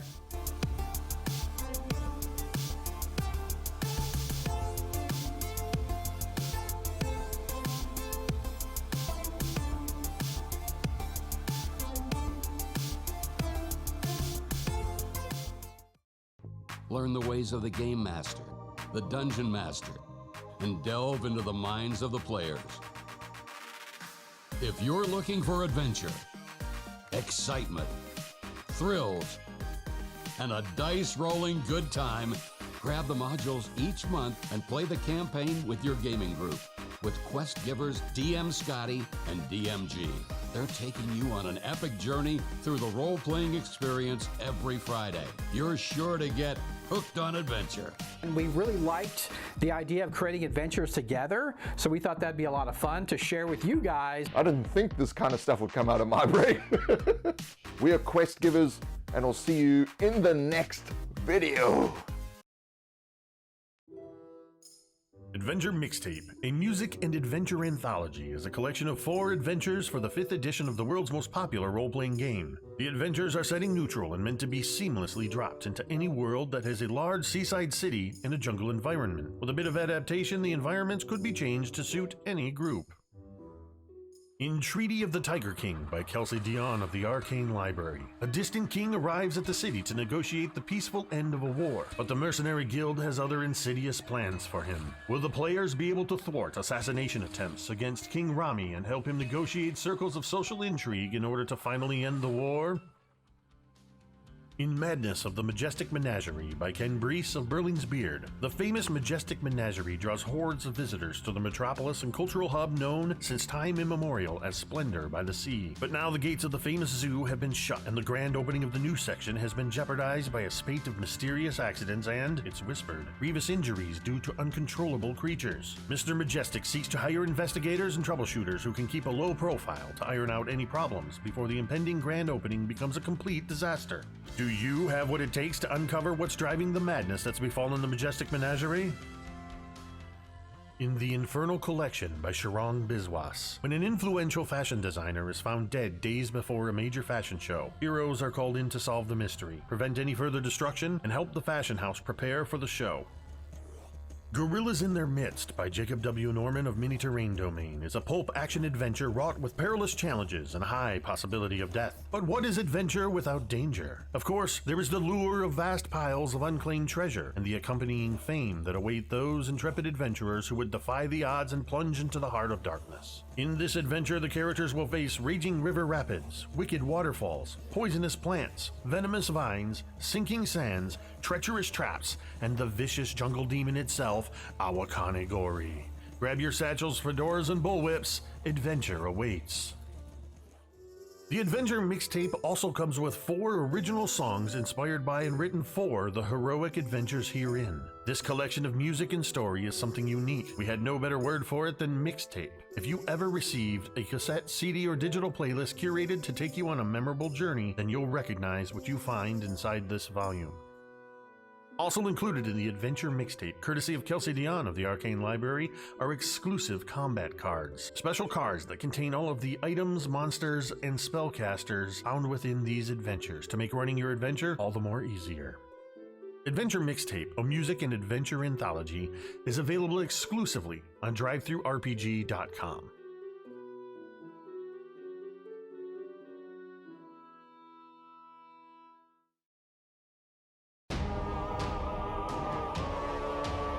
Cry forth, Once home to the most wondrous kingdom the world had ever known, blasted to nothing in just a fortnight.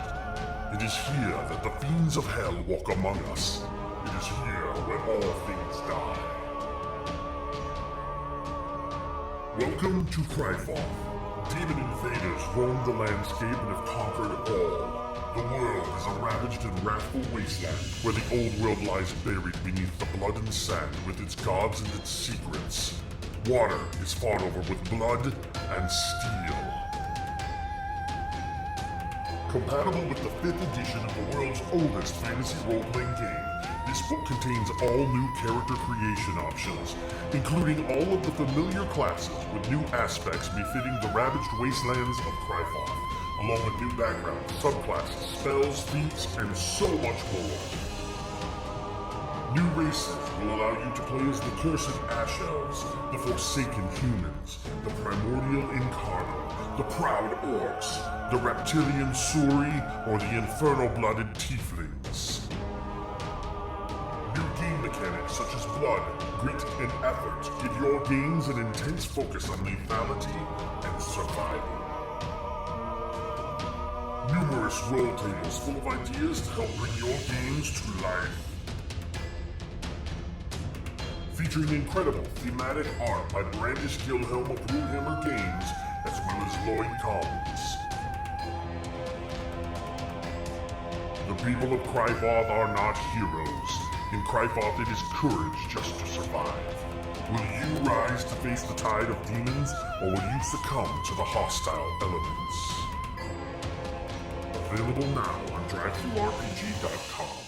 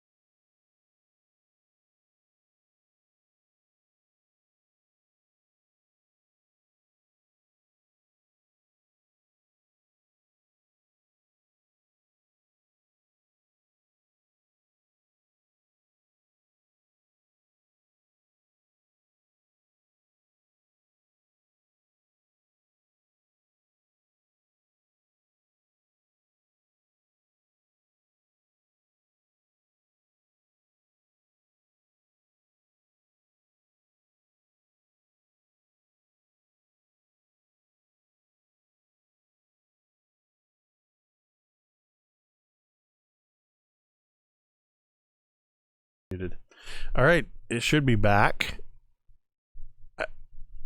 I think. There we go.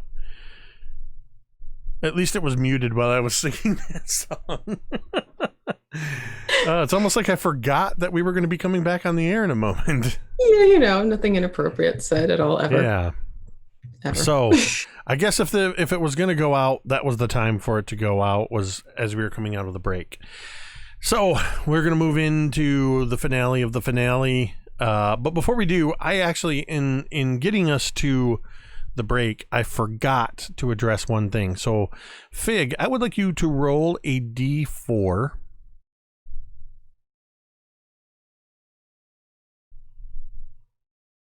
That is a 3. Excellent. I was having you roll 1d4 minus 1. So the number you rolled is actually a 2. As Durgadin says his final words to all of you, and he mentions to you, Fig, he says, I wish I had something for you. He gives you a wink. And literally does the Santa Claus thing as he kind of puts a finger to his nose, like, wink. And then he turns and walks away. And as Durgadin and the celestial manifestations of Eldath and Moradin fade, you feel a shift in your forearm, Fig. As if a weight has been added, but a subtle weight. You probably calculate that it is precisely... actually, I'll tell you how much it is.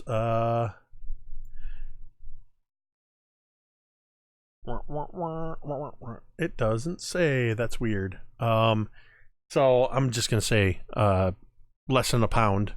But you feel this addition of weight in your forearm where you have stowed I believe it's a wand of magic missiles that you previously had, and your forearm had opened up in a previously unknown fashion, and you had a rack for, I think it was 4 wands in there.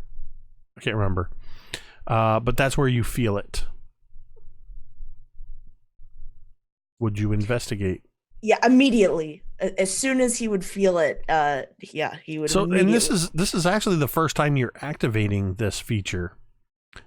Since you put the wand away in this fashion, you just turn your hand over, and the on the bottom of your wrist, it splits and opens almost instantly, and just like the old Star Wars toys with the slide action lightsabers, a wand slides up into your hand. And this wand, it's weird that D&D Beyond doesn't have the actual image of it. But this wand, you feel that it's imbued with magical energy. And just because I've never been one to make you guys figure out wait long to figure out magical stuff, and because of the divine intervention, you rolled a 3, and I told you that was -1, so it's a 2. So you have in your hand now a +2 wand of the War Mage. While holding this wand, you gain a bonus to your spell attack rolls determined by the wand's rarity, so you gain +2 to your spellcasting ability when you wield this wand. In addition, your spells, when making spell attacks with this wand, you can ignore half cover. So that's something you should be able to add on D&D Beyond through the inventories. And I think you'll have to indicate that it's a +2. Let me know later if I need to do anything to that, but I think you should be able to add it. You hear, all of you, a sound probably closest to Talmud. I said, are we all just going to stand here, or are we going to cross the bridge? You first. Let's make sure it's nice and secure. Right. And Vondel, the dwarf you rescued from the jail cell, cautiously steps out onto the bridge. Takes a few more steps. It seems to be sturdy enough. And he kind of looks down over the edge and then just goes and quickly gets to the other side. It looks safe enough.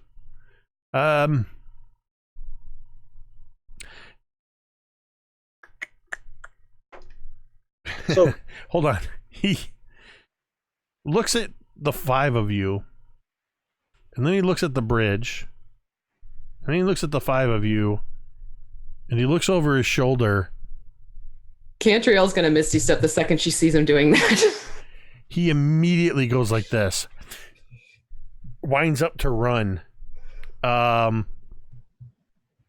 Let's double check this just to be sure. 30 feet to play with. You have 30 feet. I'm just checking to make sure. You know what? Screw it. Really cool. because I think it might be a 40-foot bridge, but make a dexterity check. And this is going to be an opposed dexterity check. 23.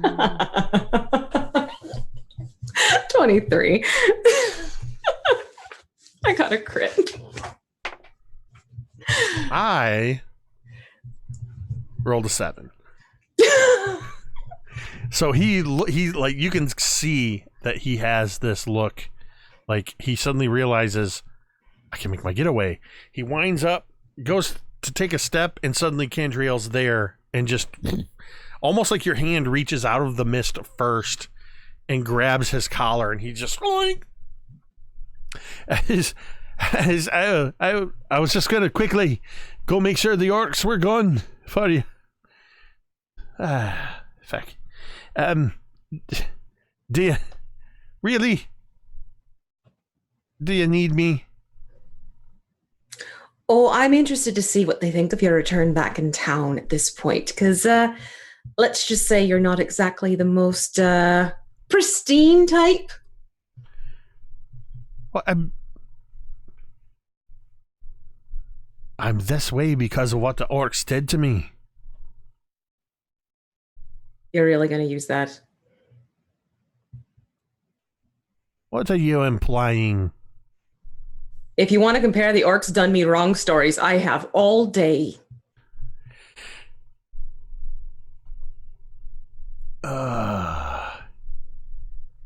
He just sort of sags his shoulders. Right. Did you still want me to lead the way then? Oh, I have a feeling that we're going to walk arm in arm together. Sounds lovely. Of course. So we're going to kind of do a little bit of a time jump.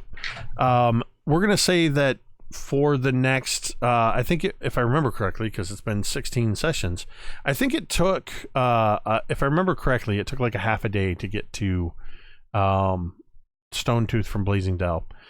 So imagine the journey's taking place. You're traveling back to town. This is the moment. Take some time if you want to, if you want to talk amongst yourselves with Vondel there about what you experienced. If you'd rather not speak in front of him, we will fast forward to your arrival in Blazing Dell. So that is up to the 5 of you. Okay, I step up to Cantriel and I say,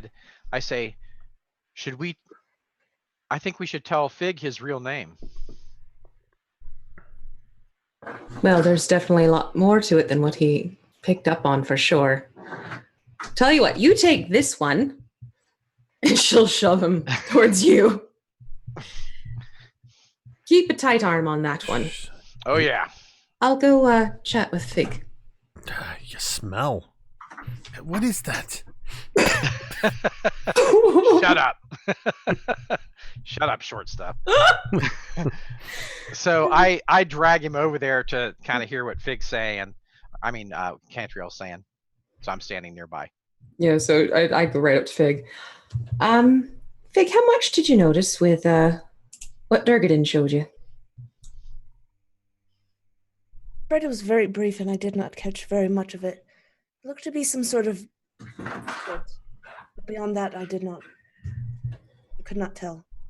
Well, pardon me for prying, but I did notice a few things that might be of interest. Please do tell. Well, it was rather detailed. I couldn't give you the specifics in terms of these figures, but it had 3 figures and they were numbered. 1, 2, and 3. One had been crossed off, X'd out, clearly not good. The one in the middle marked 2.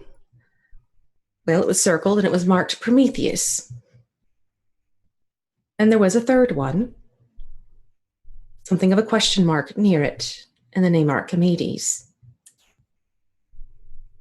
Do you know what this means, Fig? I'm curious. I fear I do not. Well, let's think about your full name. Figure. Prometheus.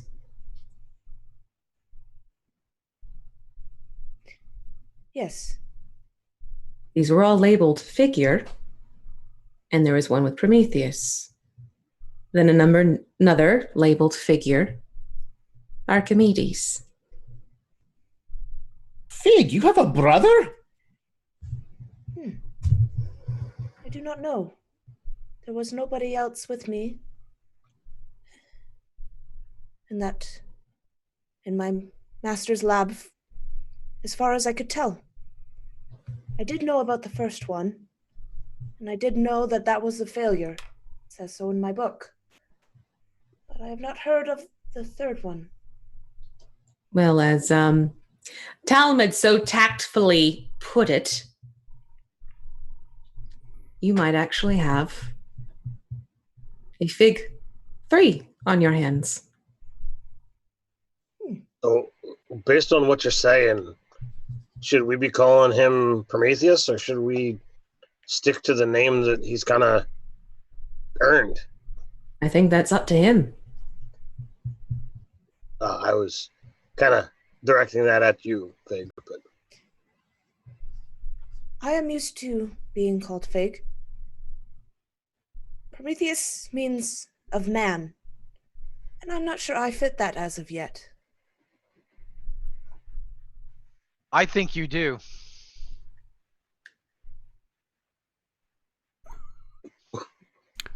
I want somebody to clip that. We would call you whatever you wish to be called. I want somebody to clip that just for V's reaction. I'll get it after. And I want to say that you're an official Dawnbringer. You're one of us. I think he has been, Griveth. Okay, you all realize that. Yeah, you're. It's more Griveth coming to the point. The fact. You're a little late to the party, Griveth. It's already been established. Did you just call him a Dawnbringer? Shut up. Like Cantriel's like fighting the urge to like whap him upside the head Italian grandmother style. I think at this point, Fig would turn to Cantriel. Do you think what Durgadin said was true? That there could be a god for something, someone who's like me? Darlin, I'm carrying my mother on my shoulder as a bow. Anything's possible. The gods are mighty and they are diverse. There's almost a god for everything, if not for everything. The god that I follow, Morden, is about creation, about forging. But there are more than one way to create things. I know my studies in religion are not vast, but I do know that they're out there, and I would not be surprised if there are,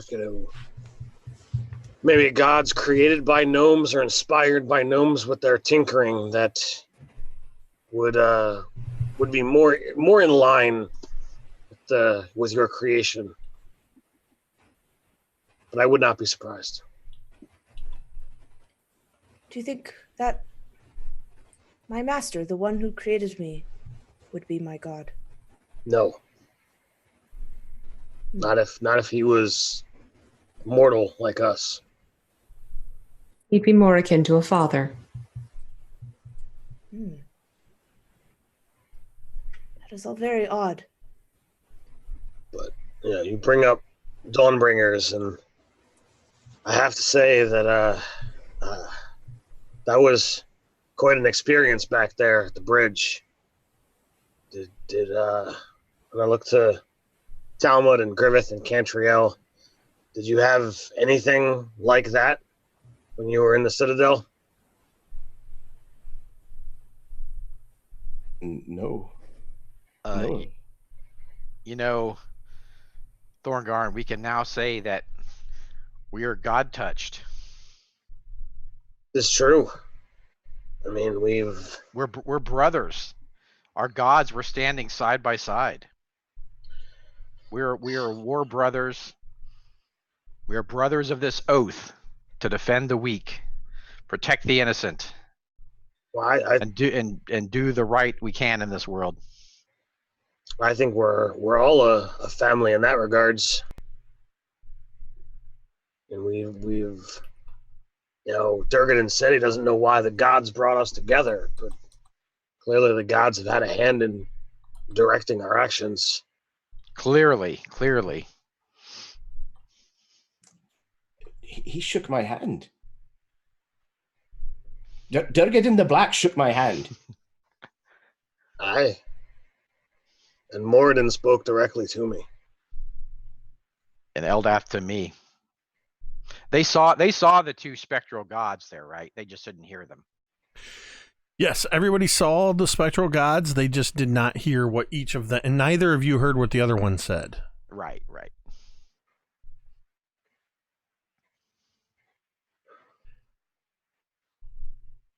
I am truly touched that the God that I sought for so long has not only, bestowed power upon me, is literally spoken directly to me, and not only wishes me to go forward, but to go forward with all of you, and continue on this path. For clearly, the Dawnbringers are doing great in this world, and we have only merely begun. It is a sign that we've been all drawn together. Although quite different we be, I think we are greater than the sum of our parts. We shall do great good in this world. It was a wise assessment. The best tapestries are worn with different threads. Well spoken, Cantriel. Well spoken. As the five of you are walking towards Blazing Dell, is there any lake or stream or anything en route to town? I want a bath. Because I'm still sticky with blood, and so I really don't want to be walking into town looking like this. As you're walking into Blazing Dell, the evening sun is beginning to set. You can see, as you come out of the foothill area, you can see the town of Blazing Dell in the distance, still a little ways off. Though Blazing Dell sits north of the Desserin Valley, hundreds of miles inland from the Sword Coast, all of you swear you can smell the salty, fresh air of ocean on the breeze. Because this feels more natural than trying to force anything in town, I'm going to go to each of you. And I would like to know each of your final thoughts. What is going through your character's mind as you approach Blazing Dell, having cleansed Khundrukar, having grown along the way, made the discoveries you've made, perhaps learned new things. And I'm going to go to each of you. We're going to go around in reverse order. Griveth, as you're approaching Blazing Dell, what is going through your mind?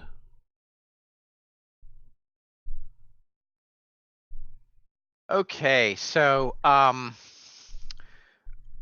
what's going through my mind is I found this beautiful silver inlaid box in this dark place, okay? And it's actually, I realized that it's like this elvish design. It has this very ornate kind of scroll work on it in like elvish style. So I've saved this because I want to give it as a gift to Cantriel. So I'm going to gift it to her. But as I'm contemplating this, I kind of go off by myself to pray. And as I'm holding this box, like having these happy thoughts of like giving her this gift, the clouds kind of move over the moonlight that's shining down on me. The clouds kind of move over the moon, and it gets very dark for a moment. And suddenly, if you're looking at Griveth, you would see his eyes fill with inky blackness, right? And he's holding the box, and he opens the box, and he looks in it, and he goes, and he barfs out this brackish, blackish ooze. It kind of like barfs into it, drips off his lips like an oily film, and fills this box, and then kind of like fades into this blackish mist. And then Griveth takes the box, closes it, and then the cloud moves away from the moon, and his eyes go back to normal, and he's thinking about gifting this box. And then he walks back to camp, walks over to Cantriel and says, I found this amazing box. I saved it for you.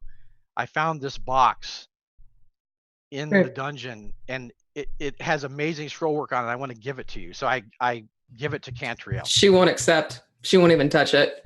Griveth, I can't take anything from you. But it's Elvish. That's not what concerns me. The gods, they came to us, but I'm still worried about if you're completely free, especially since our newfound dwarf mentioned the smell. What's it have to do with the box? I don't want to accept anything from you while I'm not sure who you are. Okay. Maybe later. Maybe when you're better. So he packs it back away in his belongings. Okay, that's what I do. Make sure you annotate that as a barf box. Fig. What is going through Fig's mind? Fig is very, very quiet on the way back to Blazing Dell, and you can even see, like, if you were to look at them every so often, he kind of turns his head to the side, tilts it, as if moving his head opens up a new pathway of thought. And you can see the cogs moving and turning. And he begins to take out this book. And like Durgadan said, he has so many more questions than answers at this point. But at one time when he had just woken up, it filled him with dread and fear to have all these questions and unknown answers. But I think it's safe to say that he has even more questions, but this idea of this sense of calm comes over him as he looks across and he sees the 4 companions who have helped him, who have accepted him, and who have shown that he is much more than what he even thought. And if he could smile, he would. And he opens up his big book that he always has with him. And I imagine it's in this very, very strange language that no one can really recognize, and Fig seems to be going over it very, very slowly, as if he's flipping back and forth. And in fact, he is even trying to decipher it himself. as he goes through, because this book, whoever wrote it, he assumes it was his master, changes languages at random points and goes back and forth. And so it is such a large amount of work for him to slowly start getting through this book. But one night you see him looking through the book, and a name crosses his lips, and he says this aloud: "I found the name of my master. Copernicus Emberrun." And even like kind of points it out, and you see like it's just like a bunch of squiggles and random dots and lines, but he takes the book and he holds it up to his head, and he just keeps saying the name over and over again.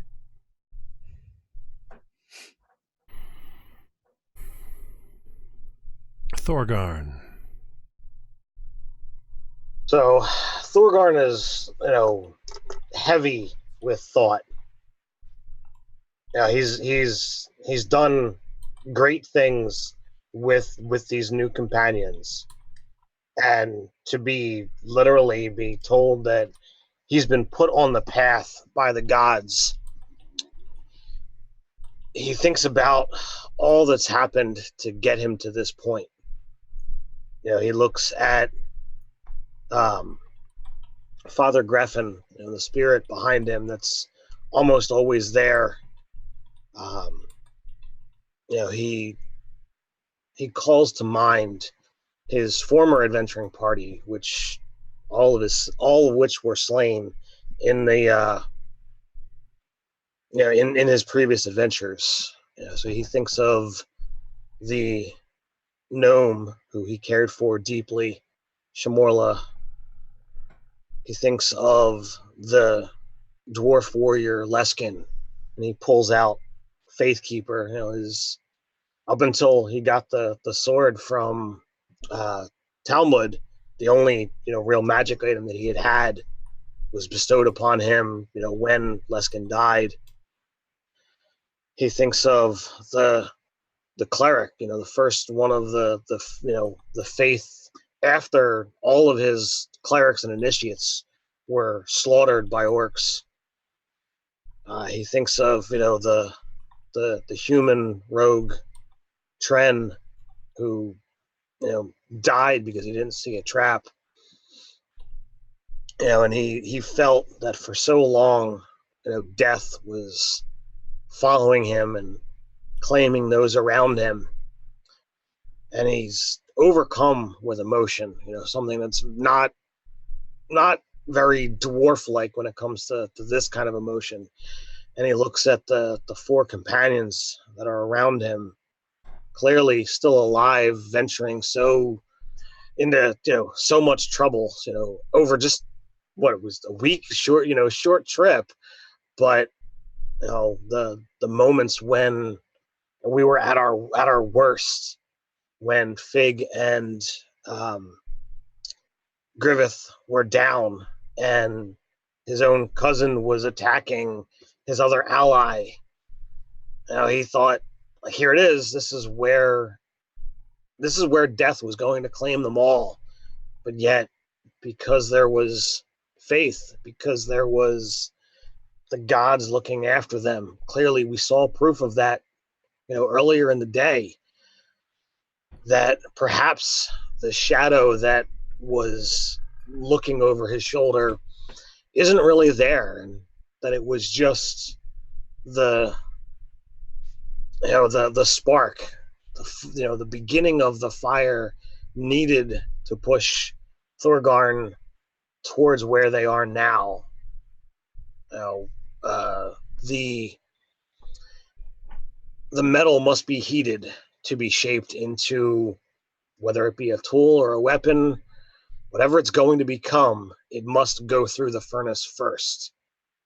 And that loss, that suffering that he had before he became a Dawnbringer was his time in the forge, or in the furnace, and the forge of the Khundrukar was the forge, and he has been shaped into that which is a tool for Moradin to become his champion. Talmud.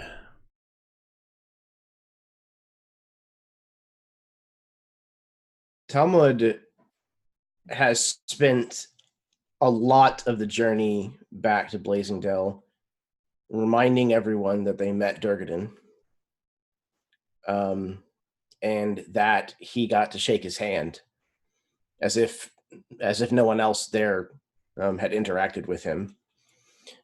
But there are moments where Talmud does grow contemplative, probably later at night, where he has Gerta and this axe of Durgadin kind of laid out, and he's cleaning them. At one point, he's just kind of staring down at his hands and his forearms. And anybody who is perceptive enough might notice that there are some of his tattoos that are missing. And Talmud is somewhat grieved, but also at peace with the fact that Great Uncle Horm didn't come back. That with his mission finally completed, he is now at rest.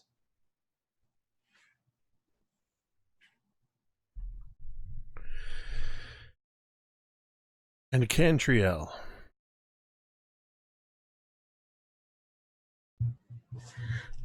She'd probably be humming to herself because they're finally outside again. They're where there's fresh air and there's nature and just the usual wonderful things that she is quite more partial to than down in the depths of God knows where.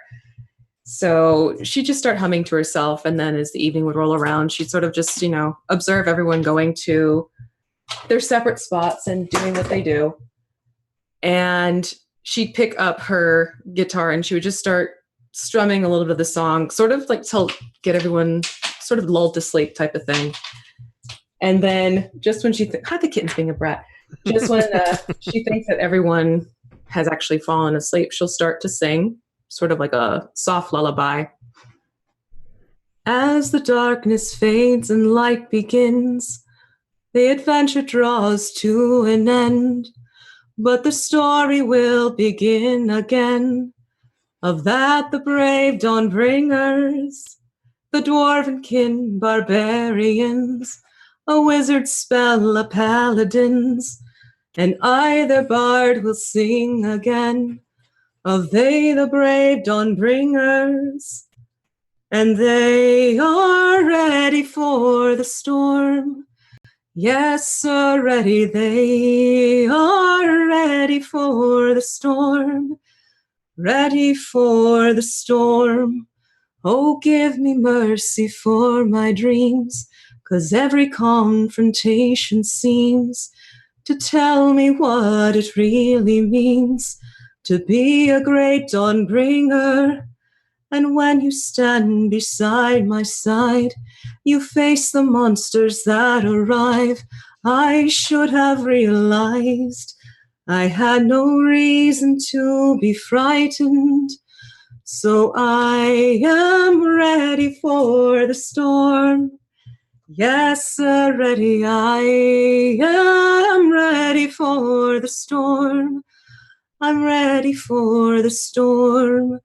The distance traveled has no end, and time will take its time, and you will find that in the end, it will be we, the brave Dawnbringers.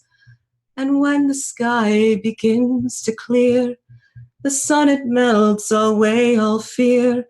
I'll cry a song for all to hear of those who fight beside me. And we are ready for the storm. Yes, sir, ready. We are ready for the storm. We're ready for the storm. And she'll just let the last notes sort of fade away on her guitar and look up to the sky and see the stars and the moonshine, and just sort of take a breath and sigh with contentment and just lean her head back against the tree and start to go into meditation.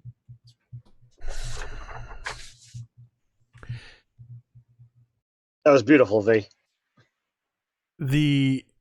As the notes of the Amazing, song, thank you. As the notes of the song are filling the air, the camera pans and pulls high back as we see the heroes, the Dawnbringers, return to Blazing Dell. That is where we end season 2. Or do we? So first of all of you are now level 7. Because I know how much you love to level up. So you are level 7. Thank you, V. V and I have been chatting privately through trying to find the right to plan the right spot for that. So I knew what was coming, but it did not take away from how awesome it was. Thank you, V, for not for the first time, but for sharing your beautiful voice with us and taking what we've been doing here and turning it into song. The perfect Lord of the Rings, Billy Boyd credits moment, in a great way to close out season 2. I said, or is it? Because next week is going to be episode 16.5. I'm going to call it the season finale bonus episode. It's going to be a little more casual. There will be RP. Everybody's going to be here. We're going to have our overlay and everything. It's going to be a little more casual. We're going to play around with time a little bit just because we're going to go to each person as they have asked after the stream last week if they could do some downtime activities. And we thought, hey, why not do that on stream? Because after next week episode, we are going to take, I think it's 3 weeks for hiatus. Ted and V have D&D in a castle coming up in Europe. Myself and Megan and Jeremy are getting ready for AtCon in Tacoma, Washington at the end of the month. Megan's got something else she's been working on as well.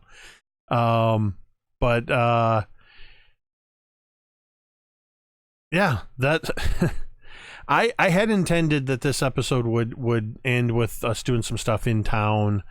But you guys just nailed it with your RP coming out of the break, that I didn't want to take away from that. I didn't want to cheapen it by adding more stuff that would kind of overshadow that. So we'll kind of cover some of this in the bonus, but essentially you guys arrive back, declare, Khundrukar free of the orcs, and we can RP some of those conversations with whomever, if that's what you wish, next week. And just in case nobody tunes in next week, or some of you can't make it next week, we have announced I'm working on some graphics in the next week or so, and I'll have another teaser for our opening coming up in a couple weeks, or in the next week or so, as season 3 of the Dawnbringers is officially called The Ghosts of Saltmarsh, the newest campaign setting from Wizards of the Coast. And unless they choose to take on a mission that puts them into a dungeon, we are headed into open air and open waters.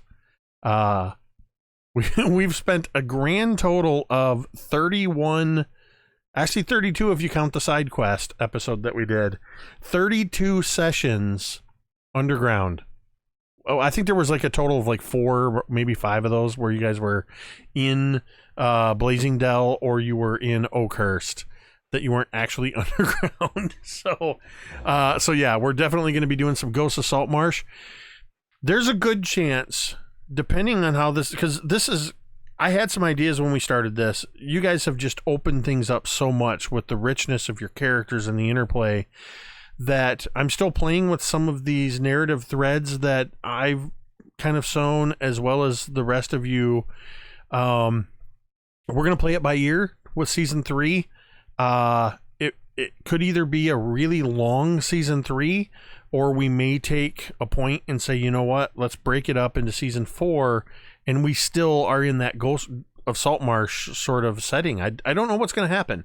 I'm kind of breaking away from just doing this sort of module to module, because Saltmarsh is such an incredibly